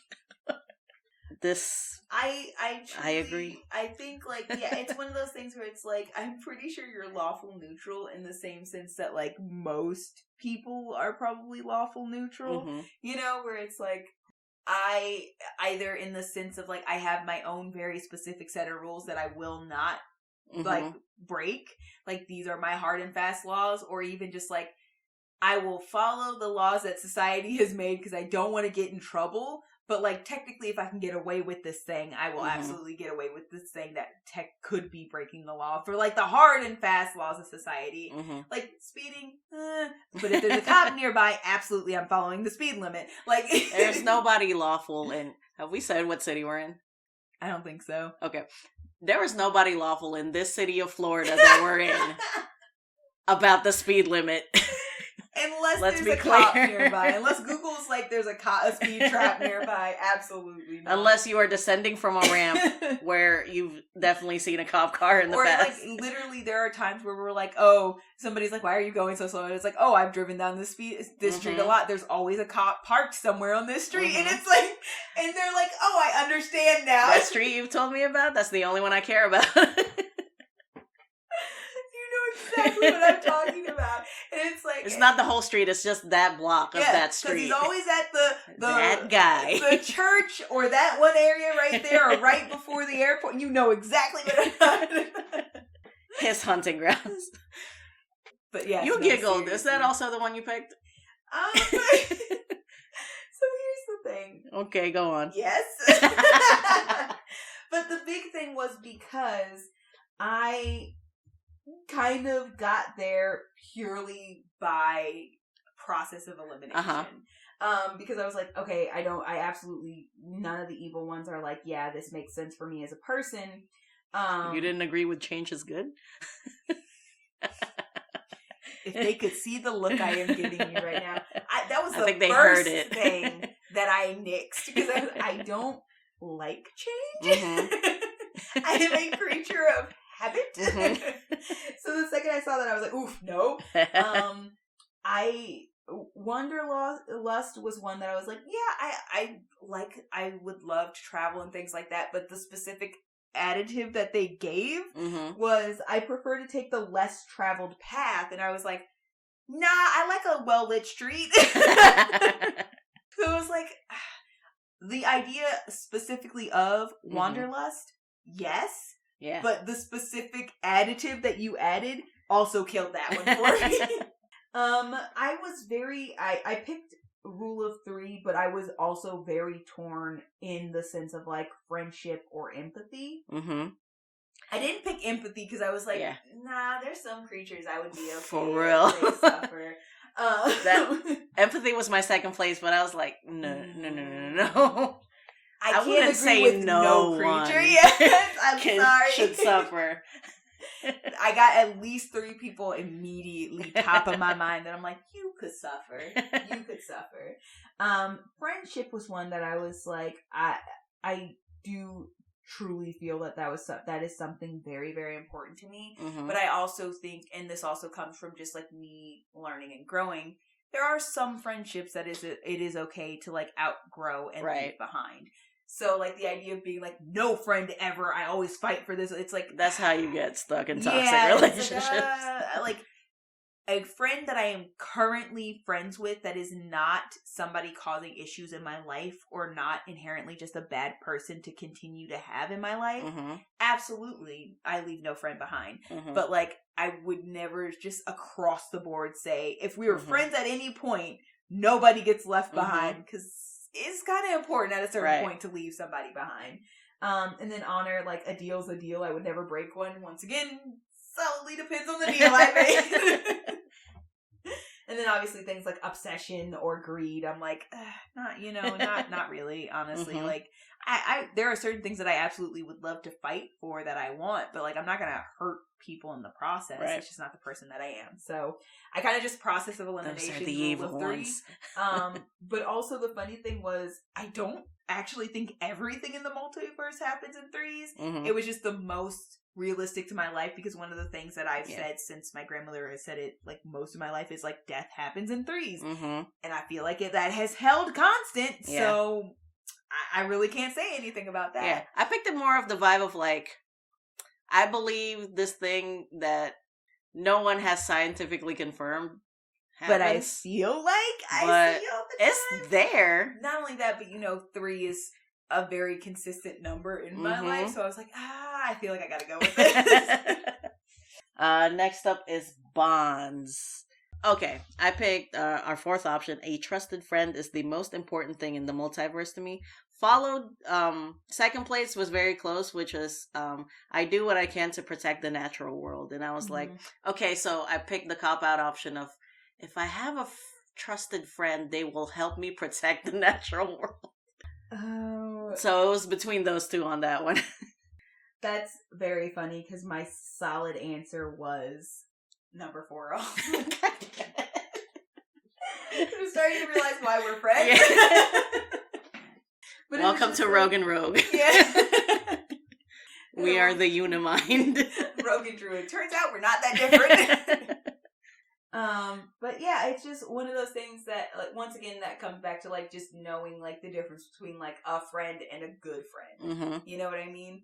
And so it was just kind of like, I mean, yeah, I think, but I think the reason I didn't pick number 3, because I do like that option, but also, like, realistically, I was, like, being honest with myself. I don't always do that. No. I don't always do that. So, you know. I buy dryer sheets. Yeah. It's not good for the environment. Yeah.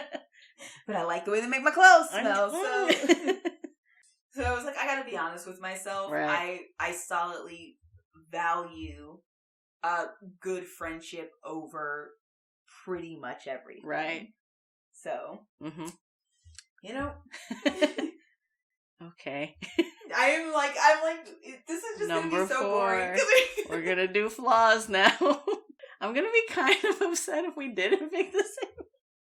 Oh shoot, maybe we didn't, because I know I am infamously late. And I don't know how much you identify with that flaw in yourself. But I felt like I picked the easy out on, which is the first option. I easily lose track of time. My poor sense of time means I'm always late. Did I even read any of these other ones? So I will say, Uh-huh. There are 3 on this list that I am quite torn between. Okay. Number 1 is absolutely one of them. Yes. Because here's the thing. I am not infamously late, and that is only because hubby DM you married into early. is early. So we usually manage about on time.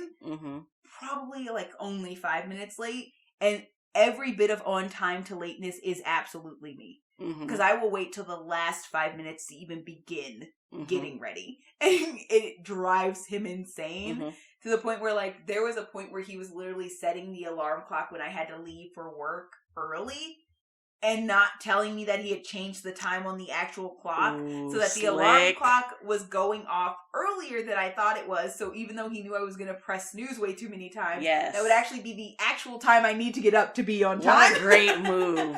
Great move, Spidey. And, like, he would never tell me about how much he had set it early, and I didn't know how to, like, fix it when he changed it or the power went out or anything, so he would never tell me about how early it was, so it was always like, all right, third snooze, I have no idea how early or late we are, I have to get up now, and it was always enough that I never was clocking in late or anything like that. If I was late, it was like 1 minute, and it was because of traffic, and so it was like, so I know for a fact if this was me and somebody less capable, I would always be late. I would absolutely always be late. But then I also saw 2 others and I was like, well, damn, this Kleptomaniac also sound like... First of all, don't say that on this. But no, the next one was 5, which is I'm forgetful. Sometimes I can't remember even the simplest things. I don't think I'm that bad, but I absolutely know. But there are moments, everybody's got moments. Yeah, I solidly, there are things where, like, consistently, it's consistent enough that this was still possibly an option. Right. Where it was like, there are times where I'm like, I know you told me this 3 times and somehow I still forgot. I do that all the time.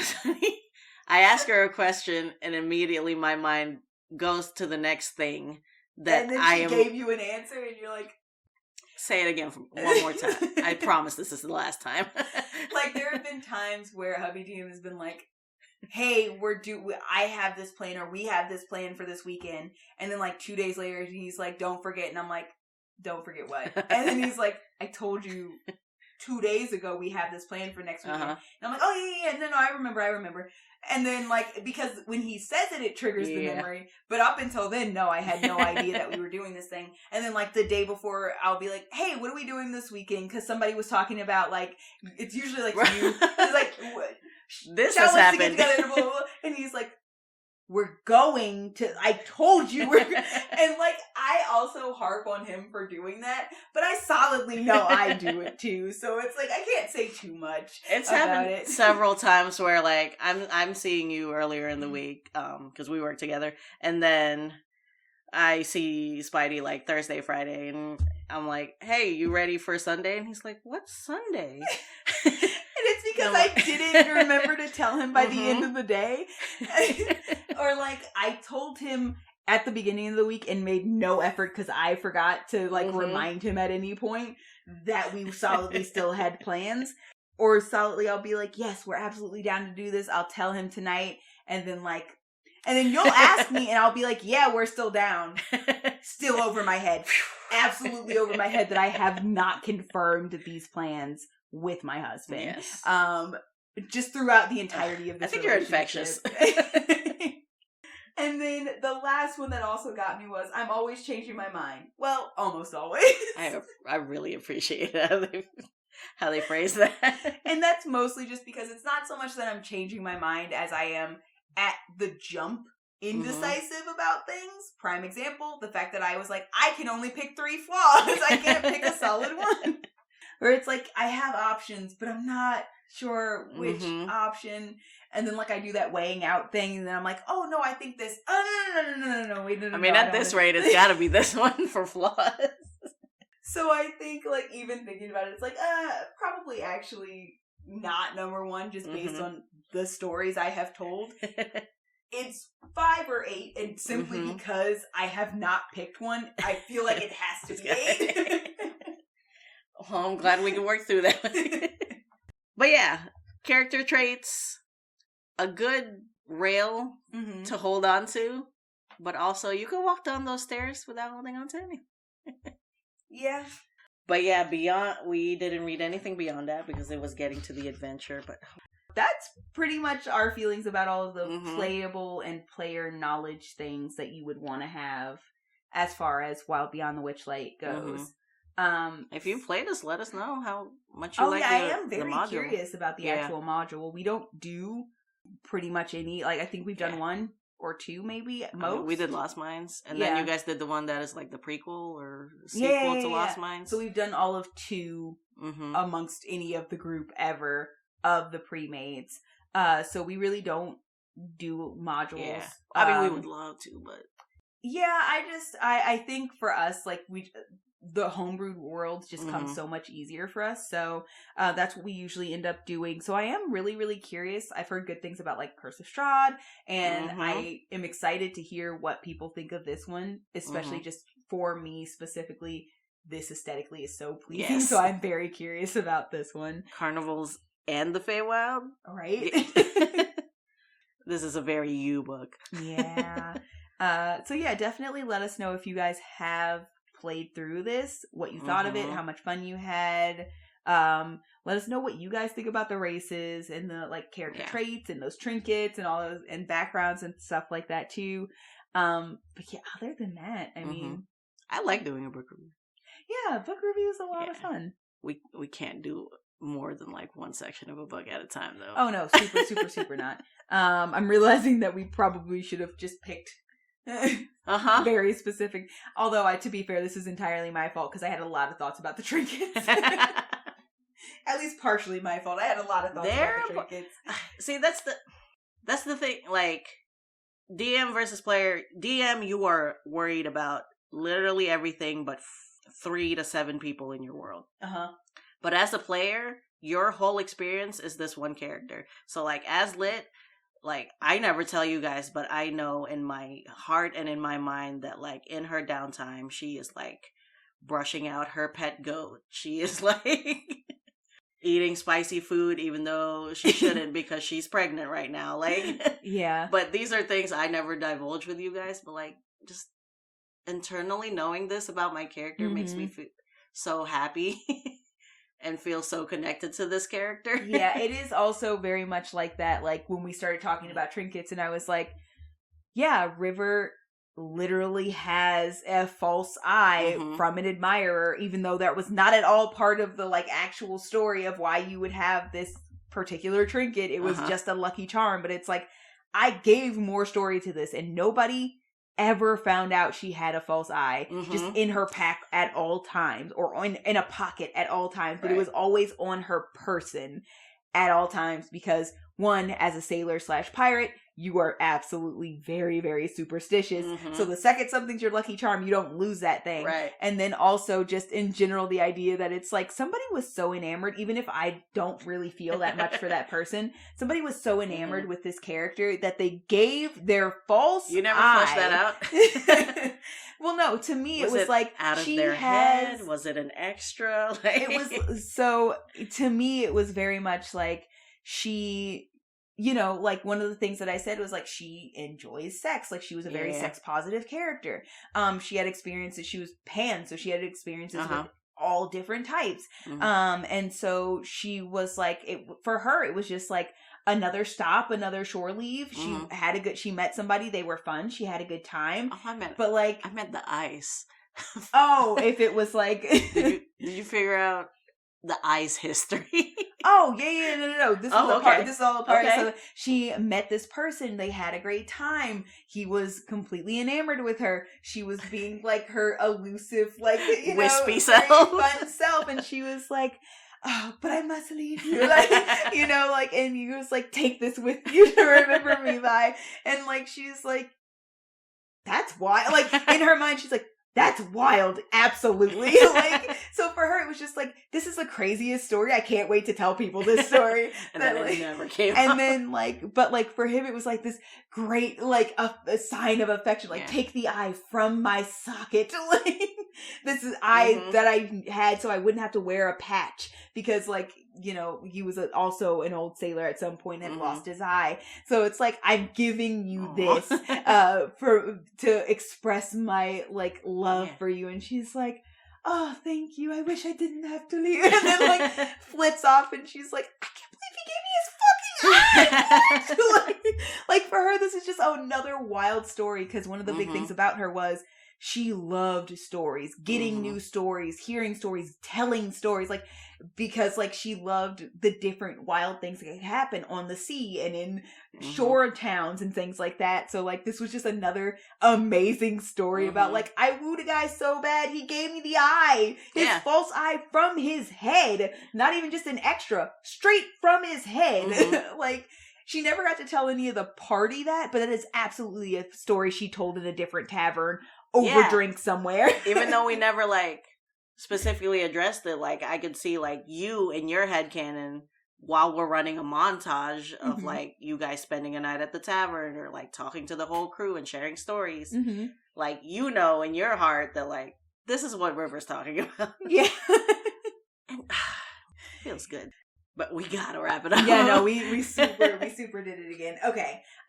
So I don't actually have a sign off that's there's no moral. This is just a book review. So what's the moral? The Feywild, though dangerous, if you don't know how to handle it, like, don't make deals. Yeah. Be direct. Etc., etc. Can also be beautiful. I don't know. Is that the lesson? Oh, okay, hold on. No. The lesson is play D&D and accept the fact that one day this thing that would have been perfect for what you're playing won't exist until you're done with it. Get used to the curse. It's fine. And welcome. Please follow us on other platforms. Oh shoot, we super forgot to do that for like all of this month. Yeah. So just a quick reminder for anybody who hasn't ever heard any of our other things. We are on Instagram. We are on YouTube. We do character draws for these characters. We do reaction videos where I react to the drawings that Xiao does. And those full reactions go up on our YouTube. For Instagram, you get just the speed draw and the final image. I also do aesthetics for these characters. And recently, since I've started doing it already, I'll let this out. I also give sim versions of these characters because, as I've mentioned in an earlier episode, well done. I love Sims. We love Sims. So I had a lot of fun. Like I said, I know I mentioned this in that episode too. Like, you do have to use a lot of CC sometimes to get what you want. But I do use, character created content and make these characters that I have loved and created as sim versions. They are very fun to make, honestly. Do you put them up in the thing? What's it called? The sim market? I don't know. That place where people share. The gallery. That's the word. No, not usually. I might. I have like 2 households full of characters at this point, so I might. But yeah, like I've been sharing the characters through all of the characters that I've given so far. As of this recording now, there's only 2 of them up, but I have made all of these characters. So, you guys can check those out on Instagram as well. Other than that, I am still your rogue, Oreo. Yes, I'm still your druid, Xiao. As usual, fuck Electrum. Fuck. Do I hate paladins? Yes, I hate paladins today. Fuck paladins. Fuck Andy Warhol.